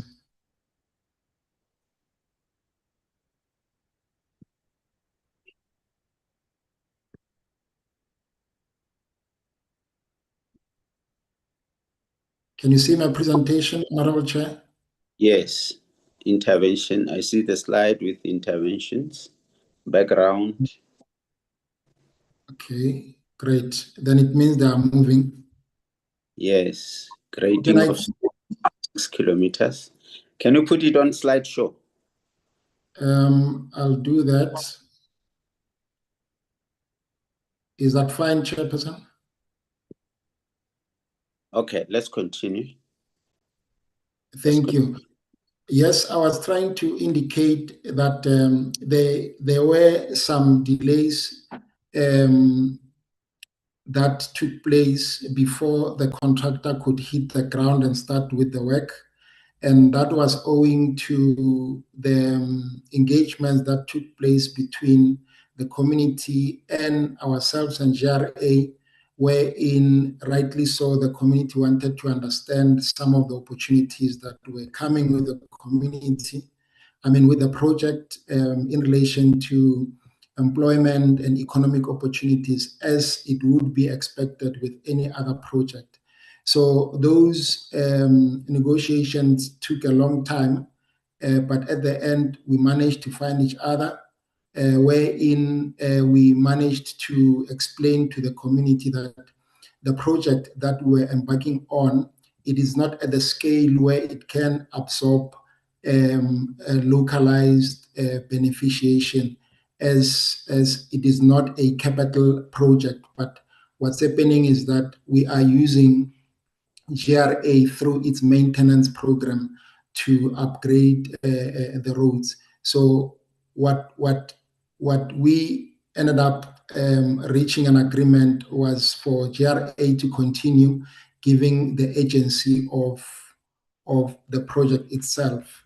In moving forward, Chairperson, after GRA resumed work on the 3rd of December, subsequently on the 15th, it then stopped working on site following the builders' holidays, and they were supposed to come back on the 19th.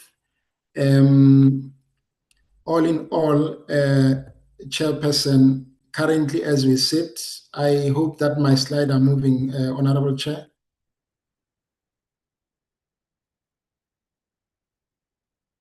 I'm supposed to be on the slide that says provincial interventions short term. No, we're still on slide 4, grading of the 6 kilometers. Can you move the slide? Let's see.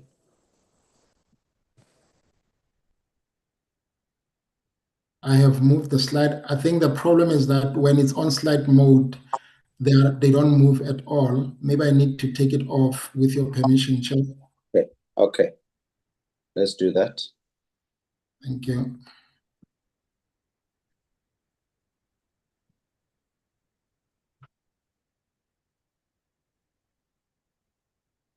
Can you confirm if you can see my slide, the current one? Slide number 7. No. Okay.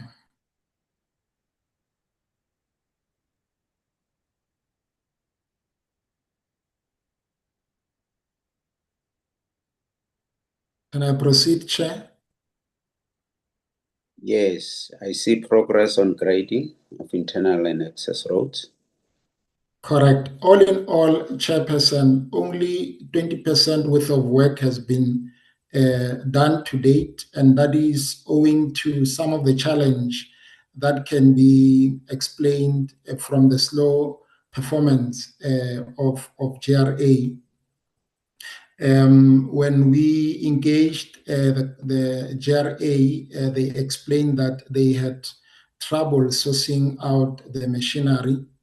That's the first challenge. And secondly, the material that they were supposed to import from other areas, they subsequently could not source them from the initial points, and now they had to go even further to source that imported material. So this is the material that they would normally use to backfill after grading the roads. So those were the two main challenges that GRA experienced that can be explained for the slow progress. I think some of the challenges following this slow progress, I must say that the community was adversely affected, which they expressed extensively in our last meeting, wherein the incomplete work or the work that was done in between that was left incompleted created situation of localized flooding during raining, wherein the stands of the beneficiaries would flood. So I wanted to also acknowledge some of those challenges. But since Monday, Joburg has come on site, and this information would not necessarily be on the presentation, Chairperson. This is just the latest update. Obviously, the presentation was prepared long in advance, but where we stand to date is that GRA has returned back on site on Monday. They have started to pour the imported material. They've also indicated as part of their turnaround strategy that they will be mobilizing a grader and a roller in this week, and that will put them on a fast-paced program, and they've indicated in their revised program that by next week, Monday, if all goes well in terms of the mobilization of extra machinery, they will be able to complete 4 kilometers width of the grading. So we'll only be left after Monday, we'll only be left with 2 kilometers width of grading. The program that they have resubmitted still indicates that they will be done by the end of February. We are closely monitoring, following this low performance, we are closely monitoring GRA, and we are going to hold them to those revised timeframes, Honorable Chair.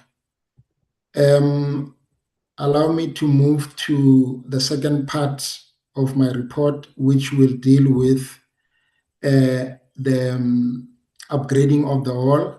Yes, indeed, the province committed that they were going to upgrade the hall in this financial year, but following some delay in terms of the procurement, Chairperson, we indicated in our last report that part of the milestone that is on the critical path to finally break ground on the hall is the design phase, wherein we needed to get structural engineer to complete the drawings. I can report to the committee that we have on the 3rd of February, excuse me, on the 3rd of February, we have managed to complete an appointment for a structural engineer, a consultant that will be completing those drawings of the hall. We have also subsequently introduced the consultant to the local leadership through MMC's steering committee on the 11th of February. The consultant was also made aware of the fact that we are already behind schedule, and they have subsequently also as the latest update, Chairperson, they have subsequently submitted a draft program which points to 2 months to complete the drawings. That includes also the submission to the city for their endorsement of the structure. I must also indicate that we have already engaged the section of the city that submission is going to. And we have agreed that the approval processes are not going to be similar to the ones that it is normally dictated to by the bylaws, given the fact that the area is informal in nature, is not formal. So we are expecting that section of the city to give us an endorsement within a very short period of time. And we will also, through our steering committee, impress on them for them to support those drawings.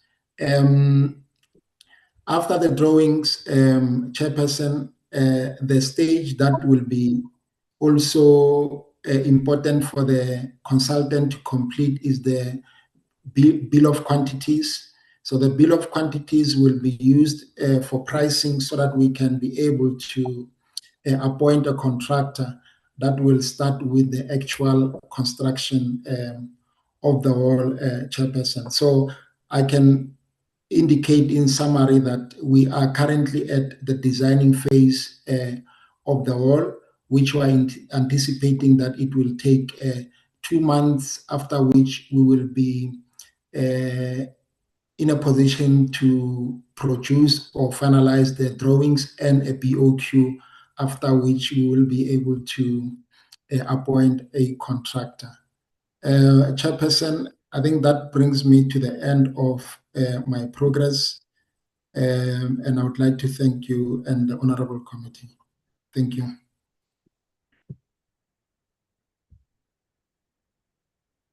Thank you very much. Anyone from City of Joburg? Good morning, Chair. Good morning, colleagues. My name is Lesego Makume from Human Settlements Region G.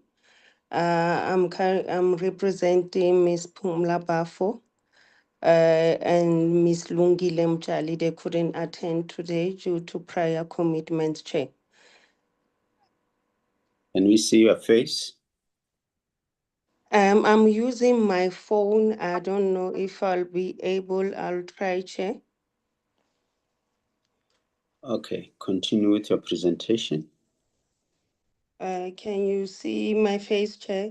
I can't see you, but can you see me? I can see half of your face. I only see spectacles. All Can right. you see me? Yeah, I can see you now. All right. Chair, since I'm using my phone, can I ask Mr. Baloyi to share the presentation on my behalf? Yeah, the presentation is on the screen. Just direct him to which slides. All right.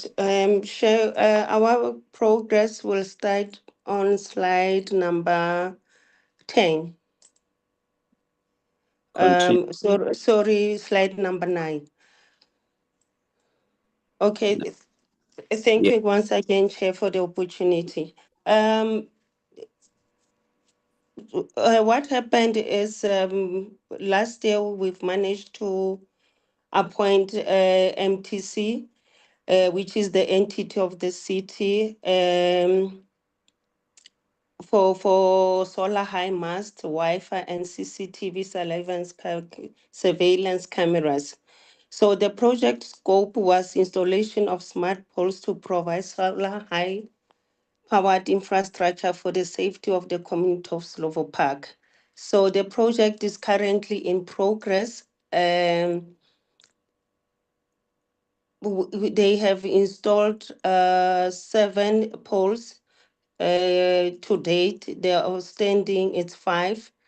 So they've also installed the cameras and the Wi-Fi. So we are preparing for the launch with the MMC of Transport and MMC of Human Settlement this coming Friday. So this project it's 98% complete because we are expecting to reach a final completion by end of February. It's one of the projects that we are proud of, that we we were on track. There were no delays on this project, unlike what we have experienced with Johannesburg Water and JRA. So the launch is scheduled for Friday, Chair, and everything is running smoothly. So we'll move to slide number 10. Slide number 10 is just the work on site. It's just the pictures of the machinery and the infrastructure that we currently have on site. Item number 11. Slide number 11, sorry, Chair. We've appointed Johannesburg Water for water and infrastructure services. Their scope of work underwater was augmentation of existing bulk so that it can service 947 households. And under sanitation, it was installation of 10,000 millimeter of 160 millimeter diameter sewer pipe that will also service 947 households. So we are installing LOS 2, which is your pool flush toilets that can be easily converted to permanent services when we reach phase 3 of the USP phase. Slide number 12. Under the procurement process under Johannesburg Water, what happened is the tender was advertised and it was closed on the 8th of September. Is currently at the evaluation progress. They are hoping to present it to the BAC, which is Bid Adjudication Committee, January 2026. But I know it's still there. They haven't finalized it. The award is expected to happen at the end of this month. The practical completion, they are hoping to achieve that in September 2026. Under procurement of water, they could not source contractors on their panel, so they had to go out on tender. The advert will be out by March. The award of that contractor is planned to happen in June 2026. Then they can commence with the work in September 2026. Slide number 13 is just a proposed layout for Slovo Park. Slide number 14. We are having community engagements with the community of Slovo Park. The last public meeting was held on the 23rd of October, where the contractor from MTC was introduced to the community by the MMC of Women Settlement. We have also appointed the consultants for UISP. They were sourced from Joshua panel. They were also introduced to the community. So these consultants were appointed to finalize or to conclude the township establishment process, since these activities was handed over to the city by province.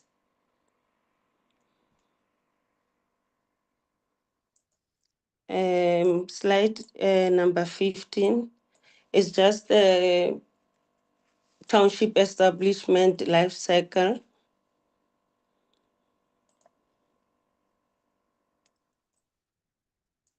Slide number 16. Okay, while we have a project by the name of Southern Farms Development, it's a mega project that we have in the region. So our plan for Slovo Park overflow, since the layout can only accommodate 947 households, so the plan is to relocate the overflow to Southern Farm.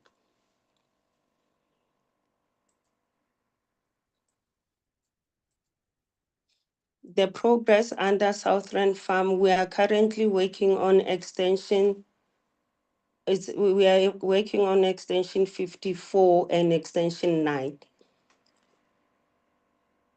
Most of the activities are completed except for water, since we're still having challenges with hula. So with regards to hula, we are sitting at 2%. The sewer is now complete, roads and is now complete, and stormwater. So these activities are 100% complete except for water.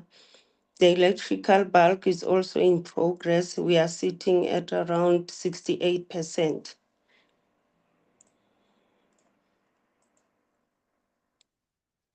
The challenges that we have, Chair, is that the proposed layout cannot accommodate 3734. We need to correct this 3234 to 3734. Households can only accommodate 947. But what we'll do enumeration again, because the data that we have is outdated. So TUSO will be doing that on behalf of Human Settlements. Thank you, Chair. That's the end of my presentation. Thank you very much. I saw the community of Slovo Park. Is there a rep who wants to make some inputs before I give to members of the portfolio committee?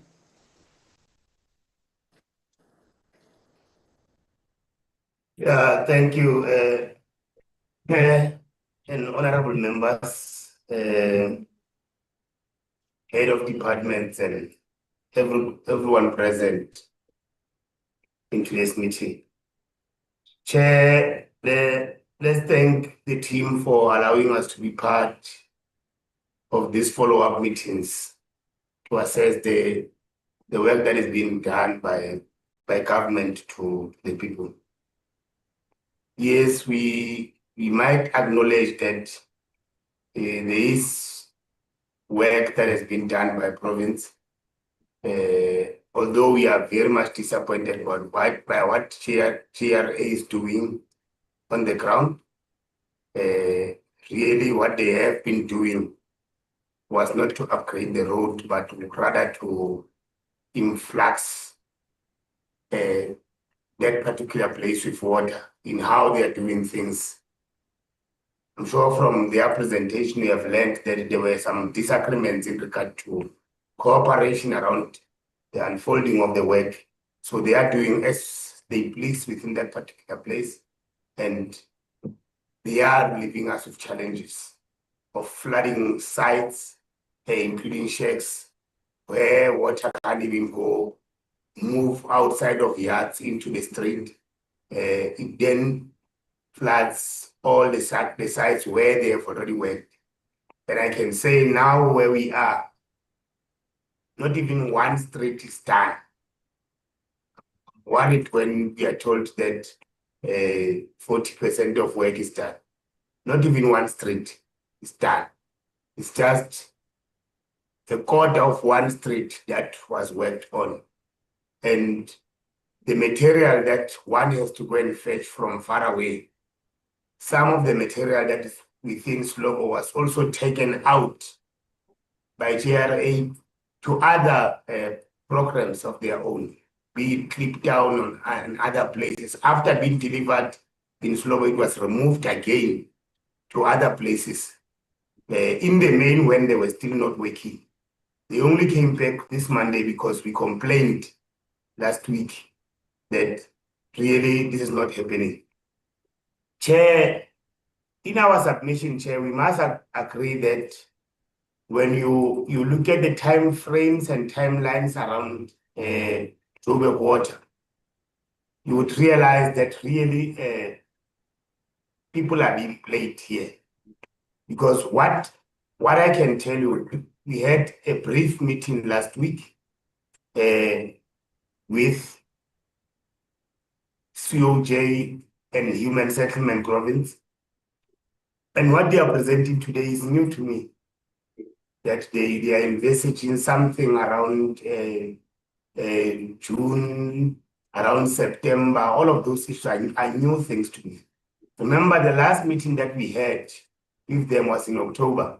Hence there were postponements where we were supposed to be given a contractor that is appointed. And you would learn that there are two phases to their actual acquiring of contracts. The other one is made from a panel, it's appointed from a panel. But you're not explained to what are the delays if one is appointed from a panel. The water one, we are told that they had to go outsource through a tender process.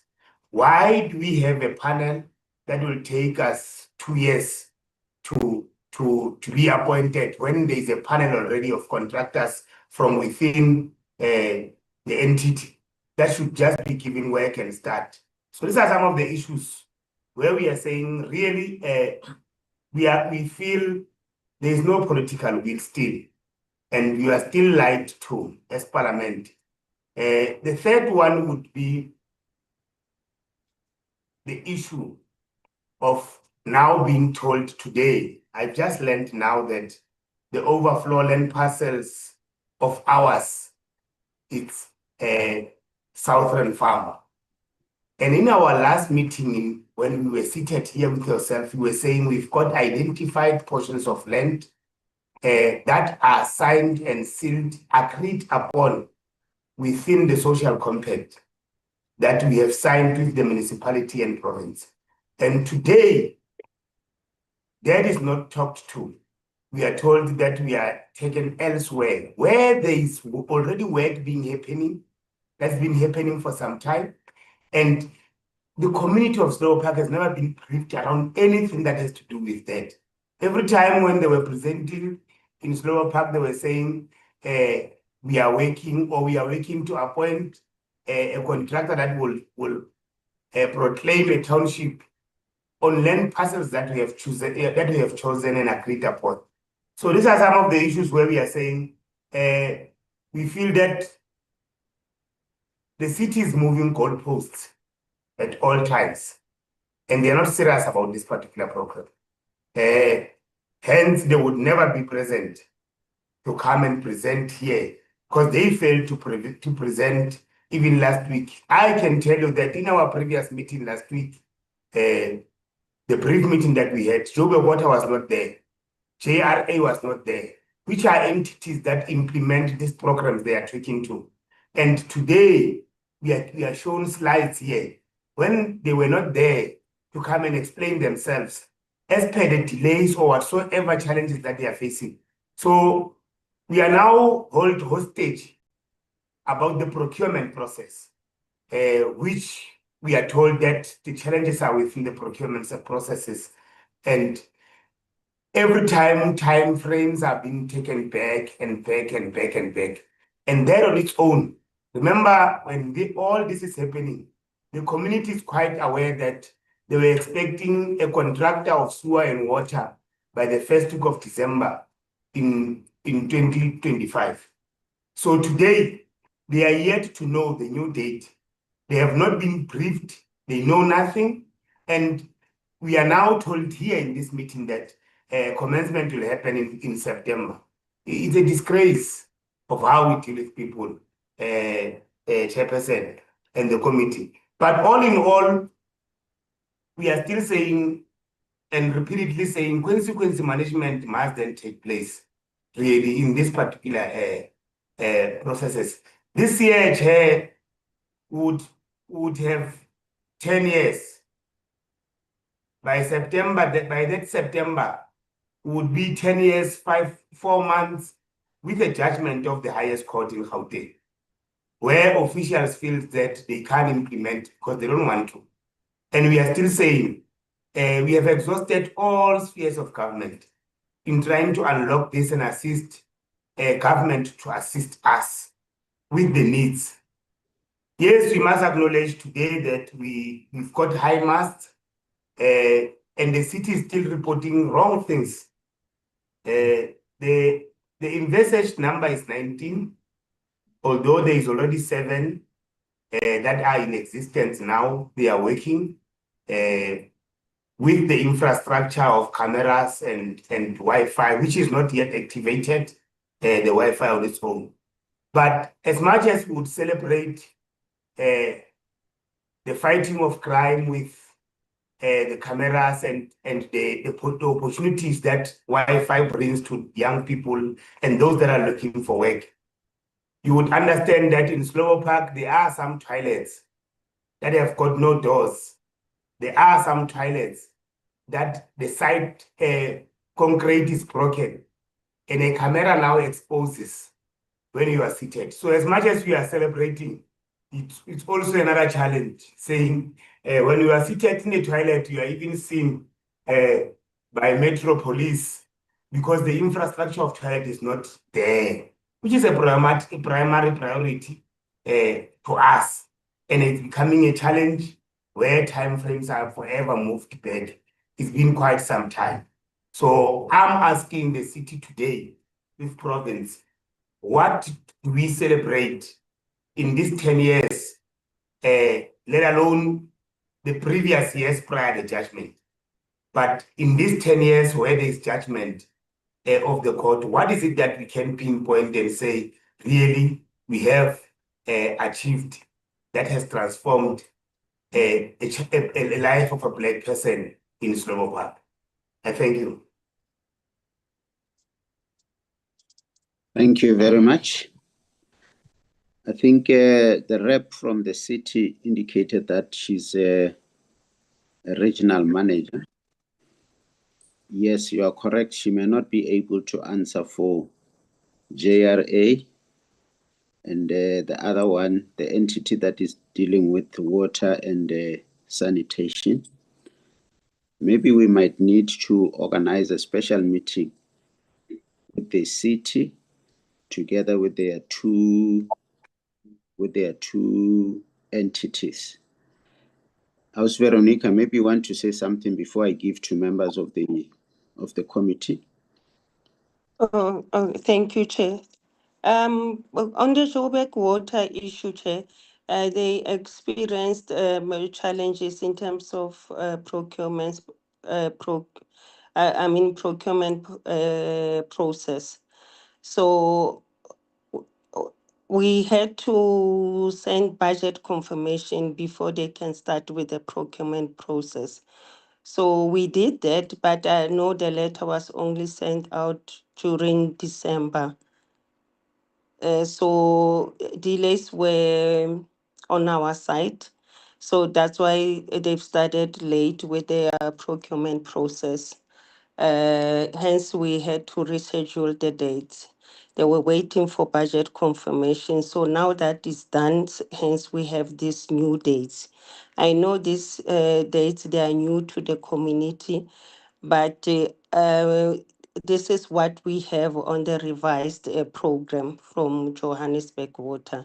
So they were expected to present this in our last week meeting.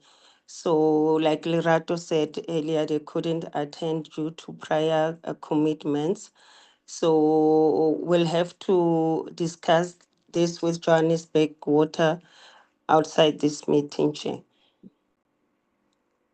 Thank you very much. But I think we'll still need an urgent meeting with the city, Johannesburg Water, and JRA, so that they can answer some of the issues, because community members are correct to be worried, because when we had a meeting with them, the city was there and they made commitments. And these two entities are entities of the city, which, but I hear what you are saying. Honorable members, let's engage with the report. Honorable Ditebe. Chairperson, thank you once again to you and everybody on the platform. Chairperson, I'd like to get clarity. Under challenges, there is reference to the township establishment not having been done yet due to the outstanding specialist studies, which include dolomite studies, geotechnical studies, wetland and floodline studies, and delineation.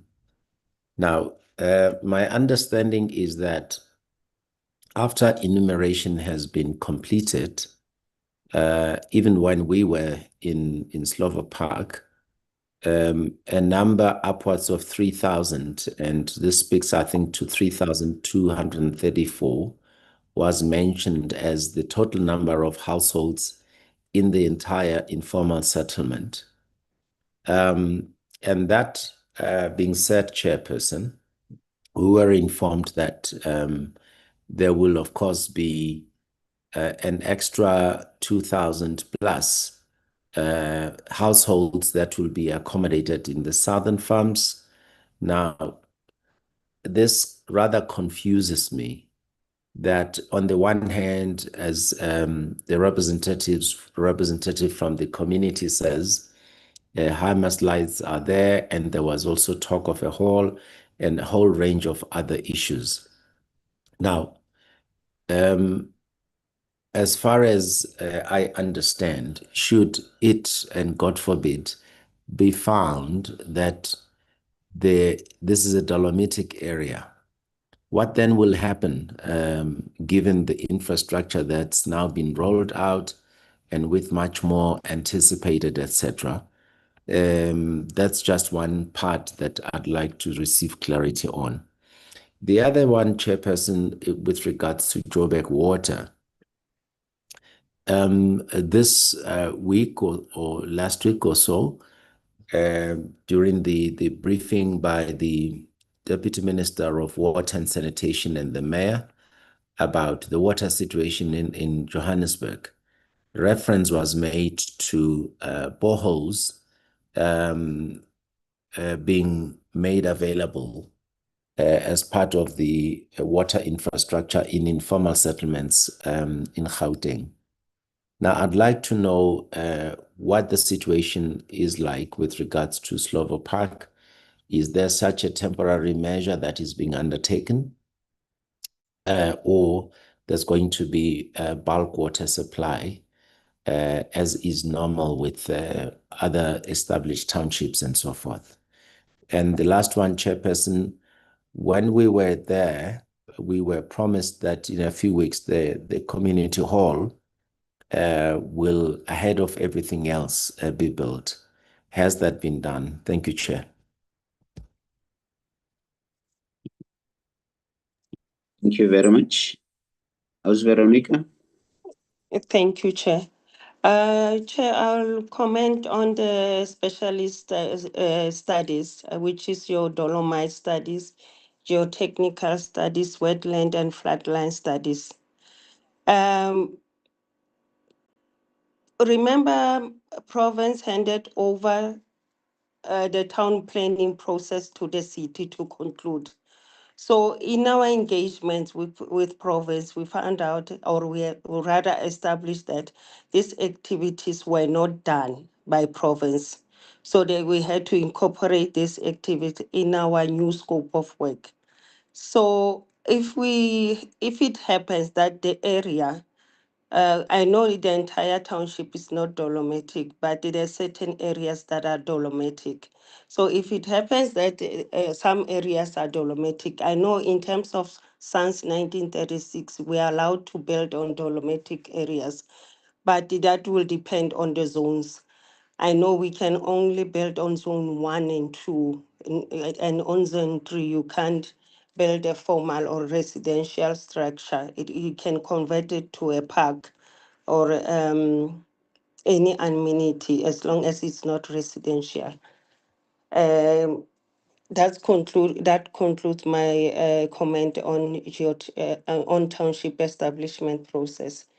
With regards to the whole, I'll hand over to Ntate Baloyi to explain further on that one. With regards to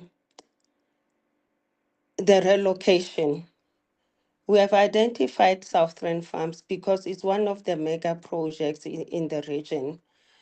We know that the community identified a few sites adjacent the informal settlement. So the reason we identified Southern Farm it's because it's gonna create lots of opportunities for the Slovo Park community and other communities in the region. So I know they were against the relocation from the word go. So, but we still have to convince them otherwise, Chair. So I think we'll have to discuss that in another meeting, not today's meeting. But the plan is to relocate the overflow to Southern Farm, Chair. That's the plan. Thank you, Chair.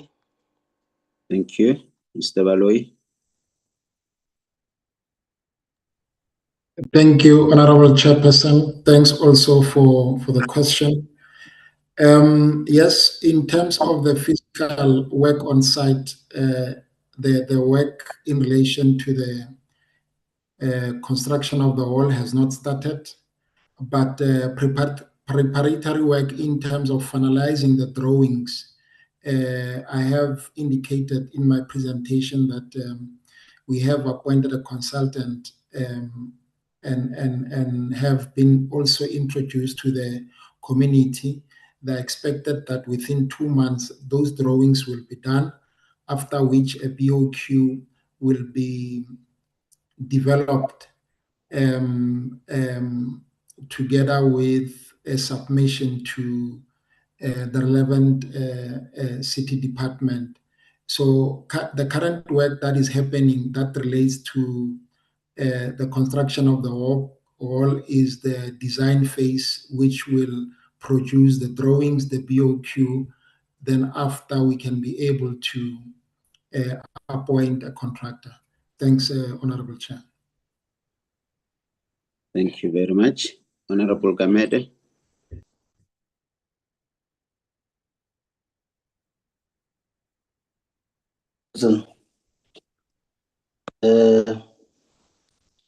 Chairperson, can you see me? Oh, I think you can see me. Yeah, no, Chairperson, let me have one or two. Let me start with the financial commitment. There is a significant financial investment in phase 3 on the permanent services, with the City of Johannesburg allocating over 50 million rands for infrastructure, including water, sewer, and also electricity. On the technical obstacles, the project is currently at a standstill regarding township establishment due to critical outstanding specialist studies, including dolomite, geotechnical, and wetland studies. Chairperson, my question, the first one would be on the capacity versus the actual demand.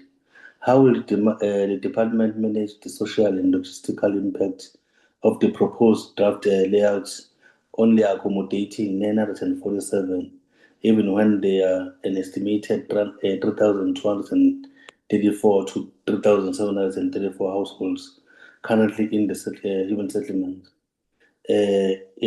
On the interdepartmental speed, that's the last one, Chairperson. Given that the city has no control over timelines for land use applications to external departments, what specific legal or intergovernmental mechanisms can be triggered to ensure these external entities do not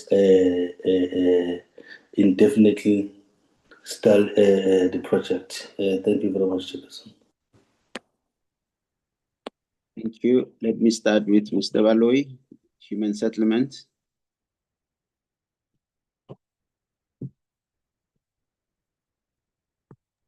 Apologies, Honorable Chair. I might have missed the question, but I thought all of those were directed to the city.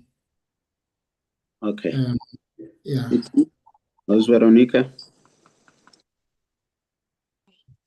Chair, my apologies. On that question, I can't say much. All I can say is we need an agent meeting with the city entity so that we can resolve these issues.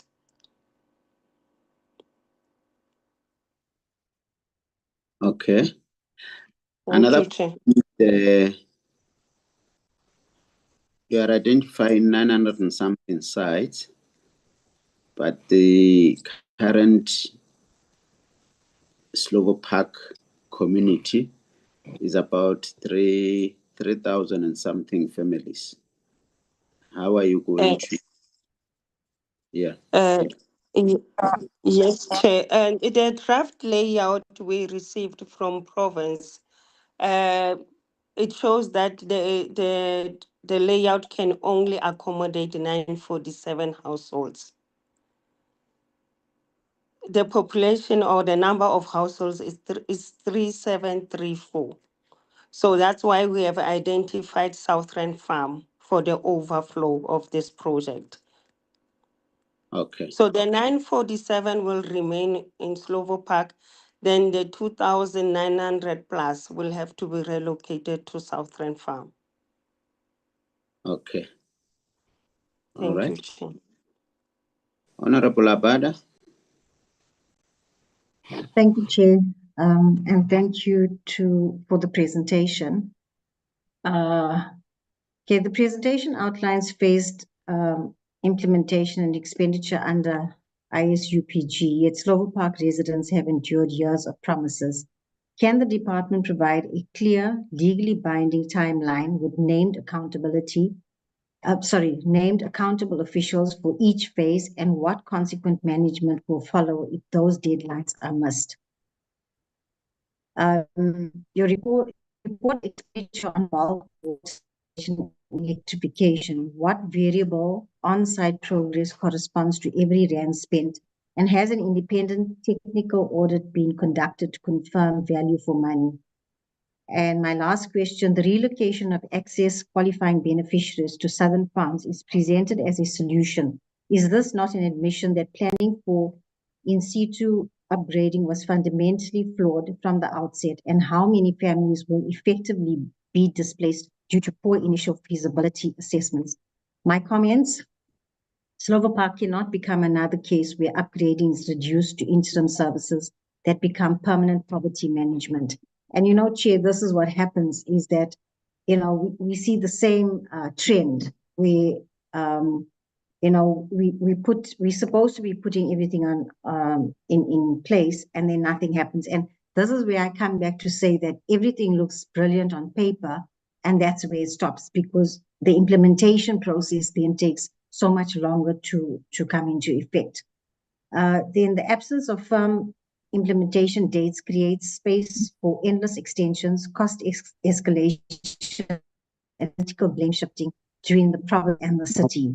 And again, it's always a blame shifting process. But in the meantime, our people suffer. While the leadership of the province and the city and the country try to make decisions. Communities are being asked to trust a process that has historically underdelivered, yet trust cannot replace engineering capacity, project management discipline, and strict financial controls. My recommendations is that we're asking for a detailed implementation schedule with quarterly milestones submitted formally and tracked through parliamentary oversight. A forensic or technical performance audit must be commissioned to verify infrastructure expenditure against physical progress on site, and no relocation should proceed without full community consultation, transparent beneficiary verification, and written guarantees on tenure security, service levels, and completion dates. And, Chair, when I say that we need the community's consultation, we all know what happened when we were at Slovo Park. The community was very upset, and we don't want a repeat of that, again. And also, if we don't give them, don't put this process in, they're going to feel that we are sidelining them again, and we should not allow them to be sidelined. Thank you, Chair, and thank you to everybody. Thank you. House Veronica. Chair will provide the requested documents, will provide a program. Hopefully we'll be able to do that before the end of this month.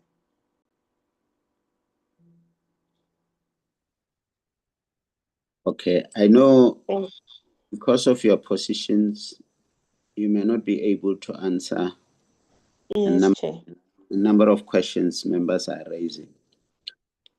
That is why I said we will need to call the city with the political head, and if it comes to a push, we'll also summon the mayor, the executive mayor, so that he comes with JRA, he comes with the water, and other structures that can answer questions. I don't want to be hard on you today, but sometimes people do this. They send a junior officer who doesn't have answers, and it creates a problem for members of parliament. Do you understand? It's Veronica. Now there I understand, Chair. are questions about consequence management. There are questions about this has been for 10 years, people waiting. How long more should they wait? I know you may not be able to answer those, but I'm saying that's why members are very disappointed. Slovo Park.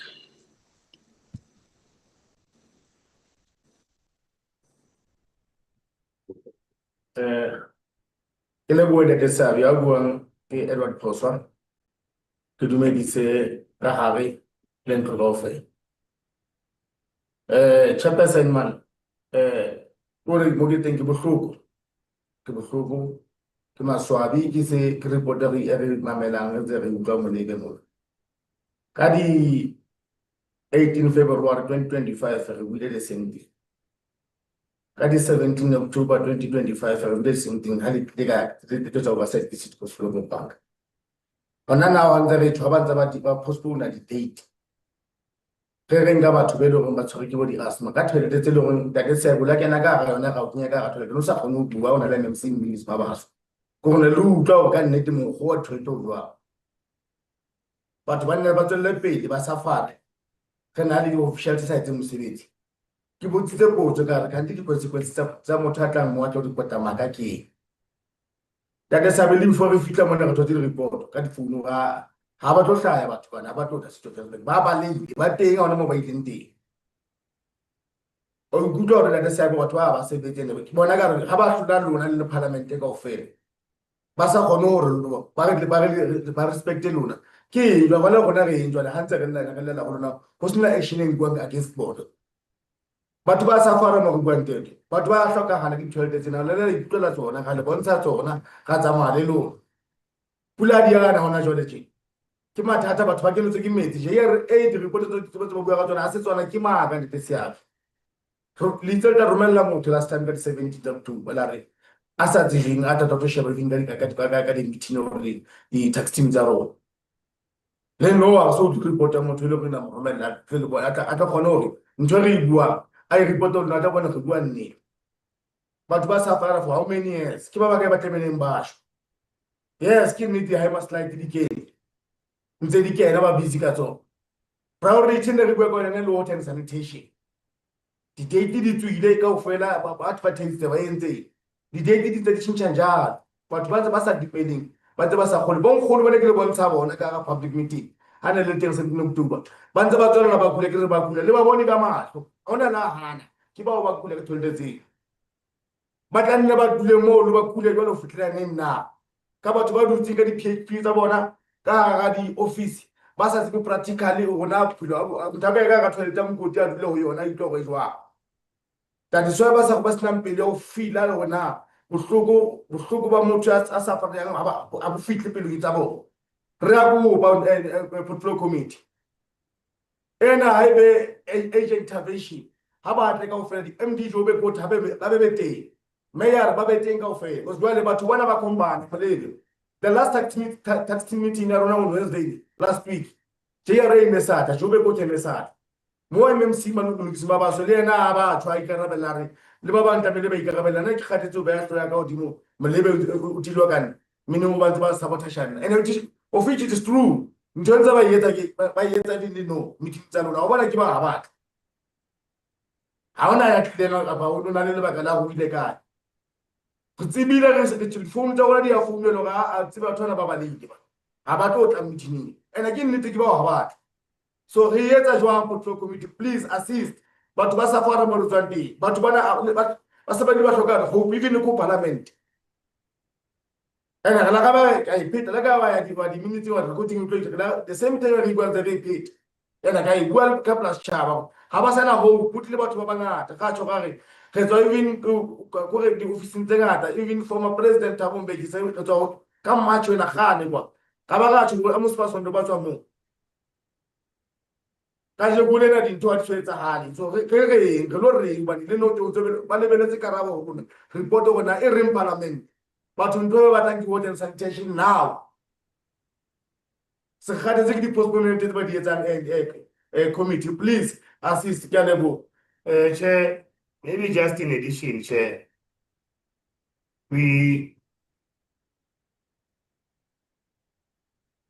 and I want us to in your deliberations as the house to look at a few things, a few pointers of things that are ignored today. One would be there's a social compact that talks to land parcels that were identified by the community and municipality. and they were signed off and agreed upon, which is a legally binding agreement. And today, we are told that by hook or crook, we are going to be taken by force to Southern Farm, which has been introduced to a certain blocks within the very same ward of ours, but we were never informed because forever we were always sidelined. We must all deal with these issues in a sense that we are dealing with an institute upgrading, and the UISP dictates that there should be proper engagement prior conclusion or endorsement of anything that comes that has to be engaged with the community. And after 10 years of us trying to unlock this, I'm really worried because Lesego, as much as she would be a junior in the city, she was there since the beginning of the tax team 10 years ago. She has been there. She understands Slovo inside out. The reason you would not get a direct question, which is number 2, around the proclamations. Chair, first time when we came here, we alluded to you that there was a township where we are existing, which is Nicefield Extension 1 and 2. And that township was dealt with, done away with, for some reasons that we don't know. And there's a new one proclaimed now, Extension 3 and 4. We don't know what happened to 1 and 2, but it was a proclaimed township. So the studies are there. Hence, there was a map that developed the 947, 49 households that can remain there, because studies are there, and those particular layout maps were developed based on the geotechnical studies. It's not that the province has not done them. They has been there. You can go into Slovo files. You will find that from as way back as 1996, every other company that was appointed there to go and do work has always done a full, complete work. But township, we have never seen, starting from Gondev. So we have said when we first came here that we want to do away with the previous history and all of these issues that have happened. We just want to see implementation. And it's still a problem to come. We are requesting nicely that we need our institute upgrading, and we must be engaged. Southern Farm is a greenfield development that we are not engaged on, and we are told that as a case study of implementation of UISP, people will be taken by force to a greenfield development. It's a disgrace when an official who is supposed to be a champion of UISP is talking that kind of language. Really, we are respecting these officials, and we have respected them for quite some time. But we are still saying it's a legal cause. But because we are human, we wanted to have a way in unlocking this particular issue, humanly so. But we're not getting any direction. Chair, we must acknowledge, or truly speaking, you can attest that the city does not respect us. It does not respect us. If they are to stand before you after 10 years, where we have worked and worked on lands and everything, and now they are saying to us, we have done away with all the plans that you guys were sitting doing. We are doing away with them. We are forcing you to go to Southern Farm. It's not like us. This is not what humanity should be. This is not the right thing. This is not what humanity should be. We have alluded on many things, but the only question that we are asking now is, what is it that we need to do? And I'm told that in Gauteng, the president last week said soldiers should come to Gauteng. Why can't they just remove us? Maybe dig something, some hole, a big hole there, bury us all there, then Slovo Park will vanish. Because really what they are doing to us, it's unhuman. We are not treated like human beings. They come into this particular city. They can't even say, we are sorry that we have not set for tax team meetings, which we alluded to Parliament Portfolio Committee that we will sit every month. And with any challenges or anything arising, we would be in a position to deliberate and engage. And we are seated here today, a year later after your engagement, still frustrated. And being more frustrated than even before. Really, this is not what we are expecting from our own government. So we are requesting nicely, Chair, that all those things that have been done outside us must be reversed. And we go to what is relevantly agreed upon. As guidelines of the UISP dictates, that we should move in those particular lines and agree on things, on everything that has to happen. Yes, we want to celebrate and we want to feel human, but don't frustrate us to this extent. What I'm going to ask now, Chair, is that we are expected to have a public meeting where the city has, on its own, inclusive of province, alluded to the community that by December last year, commencement will be happening of infrastructure of sewer and water.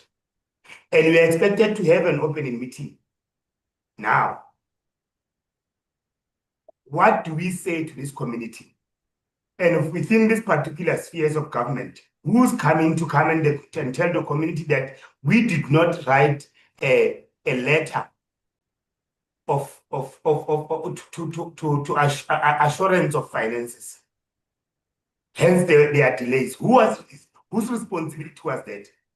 What happened to that particular individual? Why did he get paid when he did not do what he's supposed to be doing? These are the questions that we must start asking. And we can't be the ones as leadership that are going to explain these things to the community. It must be them. And I believe from where we are now, Chair, from where we are now, I believe that we must now be in a position to visit 222. We are going to visit it. So that we will take them, for them to go and explain to the community what they are explaining to us here. Lesotho was there in a public meeting last year, where everything went sour because community were angry at some of these officials and what they are doing. Chair, we must acknowledge, lastly, and I'm sensing this, all role players that have played a role from Goldef, development, Namai, Akas Gibbs, all consultants that were hired all these years for Slovo development, they are all back in the tax team. They are all back. They are not new players. They are all those that were part of these vanished companies that cost us what we have now. They are all back in the tax team and they are there to come and make sure that they protect what they have done. And my humble request is we don't want to go into historical parts. We just want things to happen. My question in your preparation for our next sitting, can you ask the city to give you details of finances that they have used since 1996 in Slovo Park in regard to township proclamation? The benefits that the legal team is getting now for the past 10 years, when we are busy here, them attending a meeting or participating in any course, they are getting paid. How much is being paid? How much money is being used in the name of Slovo Park for all these 30-something years? Whereas you can't see anything on the ground. So we are humbly requesting, Chair, that we have those particular details in preparation for us to a public meeting where we would now have the community taking a decision as to what needs to happen. Thank you. Thank you very much. And really, we understand the frustrations. Also, Veronica, do you want to say something before? Thank you, Chair. Chair, can I provide a clarity on the relocation process? No one will be forced to be relocated, Chair. Relocation, we engage the community. If the beneficiary refuses to be relocated, they have a right. They will sign the relocation notice that I don't want to be relocated. We're not going to force anyone to be relocated, Chair. Thank you. Thank you very much. I think what is coming out is that the community is not fully engaged. And when you deal with human beings, you must fully engage them so that the process becomes transparent. But if there is a suspicion that something is being done about them, for them, without them, it creates a problem. So we'll call upon the city to make sure that they engage fully with the community on each and every step they take of relocation, either relocation or in situ development. Still with the Provincial Department of Human Settlement, where you promised that a hall will be erected by now, please engage the community when you experience challenges, when you experience delays, so that you are together with them. But in future, let's put timelines having considered all legal and procedural matters.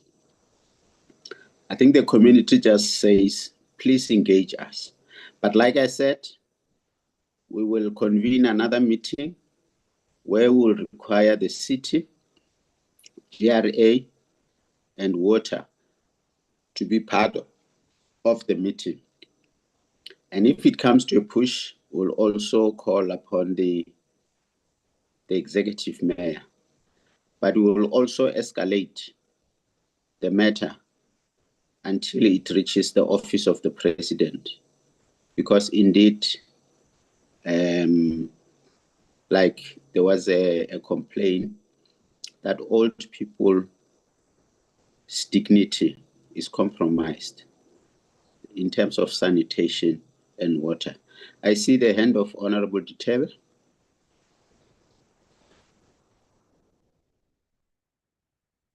Honorable Yes, Duterte. Chairperson. Yes, Chairperson. Thank you very much. I thought that it would not be necessary for me to speak one more time, but I am actually tempted to speak after the issue of the relocation. Well, I'm not hearing it for the first time. I don't think any member of the Portfolio Committee is hearing about this for the first time, that one or that of Southern Farms. Now, Chair, I very much sympathize. I empathize. I'm very considerate, given all the frustrations, the angst, the anger on the part of the community. And I very much applaud the role of the leadership of the community in engaging with us.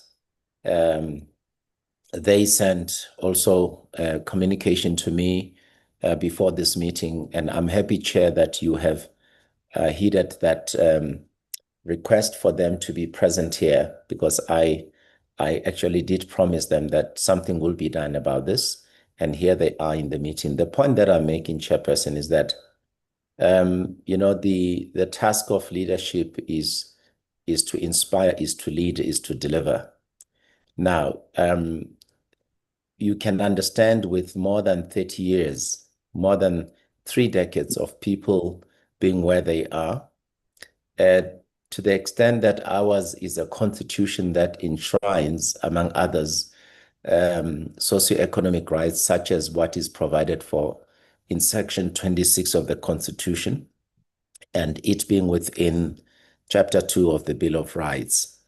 I think it equally behoves the leadership of the community to engage with the community. And I agree that as you've said correctly so, Chairperson, that the community must be transparently engaged, they must be informed. And I'm very much pleased with the extent to which this community has grasped, the leadership of this community has grasped even very finer technical, legal issues with regards to their rights. And this then takes me to the point of responsibility, I believe, on the part of the leadership to also encourage people, and this, of course, is subject to a full engagement with them about the benefit of people being moved to southern farms. And I'll tell you why I'm saying this. If there is space only for 900 households, where currently you have over 3,000 households, and because there must be an in-situ upgrading, we are not going to be concerned only with units of households. There must be open spaces, there must be parks, there must be amenities of sorts. And so some of the other spaces must be made available for the livelihoods of the community, for their dignity and everything. So I do not understand the leadership of the community to be saying they oppose moving the bulk of the other 2,000 plus households to southern farms as a dogmatic or ideological position. All they are asking for is consultation so that on an informed basis, then they can go there. And we understand some of the people have since lost their loved ones and so forth, and they might be too far away from the cemeteries and all of that. And those sensitivities, we deal with them all of the time. Sometimes projects occur, especially where there's bulk supply of water, and people have to agree. It's happening in KwaZulu-Natal. People agree to move in their grave sites elsewhere and so forth. Here, perhaps it's not as major as all that. All that I'm asking is that it must be a two-way process where, yes, the city, the province will be held accountable, but we also implore the leadership of the community to inspire, to lead, to be part of the collective that delivers. Because indeed, given the name that's given to this informal settlement, the first minister of human settlements, Joe Slovo, who lies at Avalon, we owe it to him and other heroes of our struggle to ensure that dignity is indeed restored to the people of Slovo Park. So that is just a plea, Chairperson, so that it is reciprocal. It is not simply an act of demanding this, demanding that. And I do understand we've engaged with the leadership of the community. They are very well informed. They are very reasonable. It's just a matter of emphasis on my part, Chairperson. I thought I should say that. Thank you. Thank you very much. I'm not sure whether the DG wants to say something. Okay, before that, I see Slovo Park, 2 minutes. Yeah, thanks, Chair. I would not be long. I think there's a misunderstanding around the issue of relocation and us needing support. We know that there will be relocation of 2,900 households. That one we know, because we've been part and parcel of the plenary and playing an integral part in that plenary thereof. Our only challenge is that every time when we are seated with the portfolio committee, we are told of Southern Farm.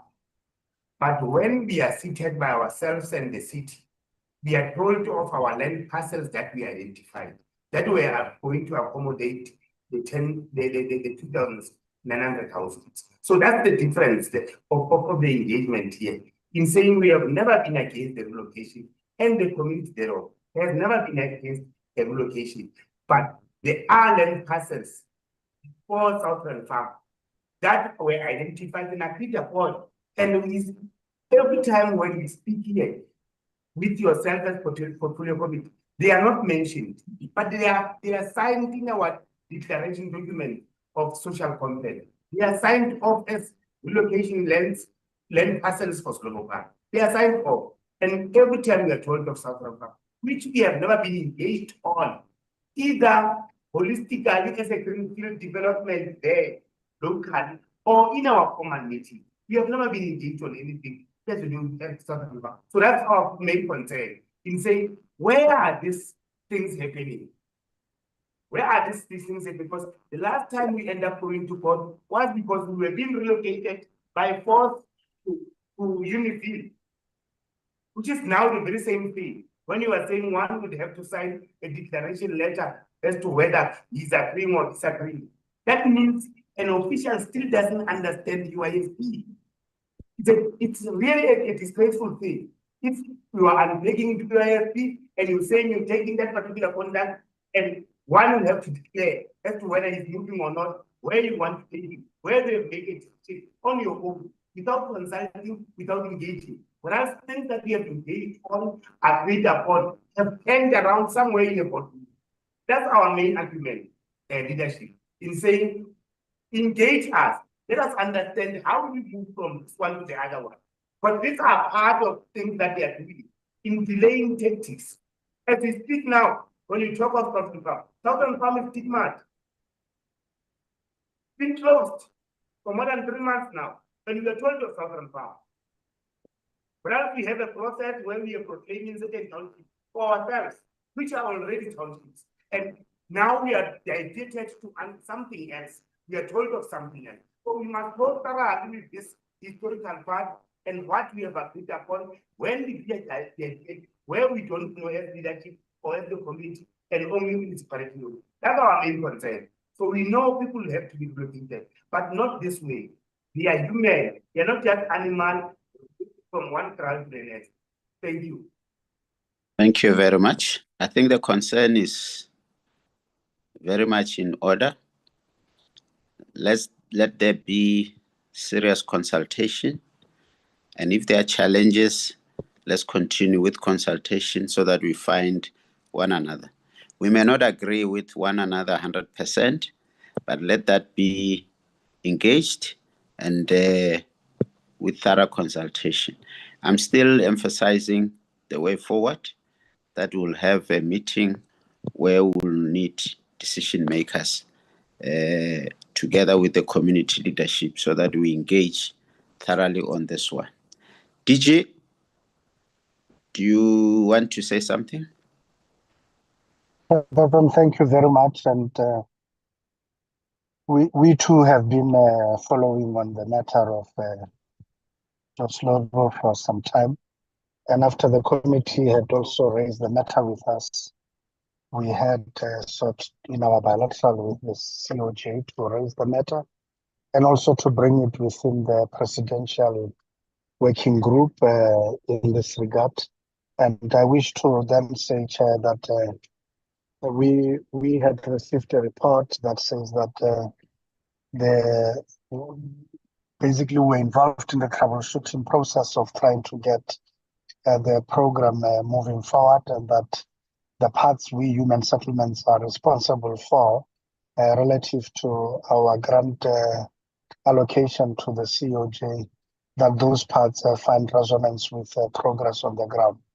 It is indeed regrettable to hear that the social facilitation process is not what it should be, and therefore the members and representatives of the community are actually concerned about how things have been done. I think it is a matter which we ourselves will take to the working group and Extreme 6 of the presidential working group, and we would seek to ensure that it is an area we tighten and that we have COJ do what is necessary to be done in line with the policies and prescripts of our republic.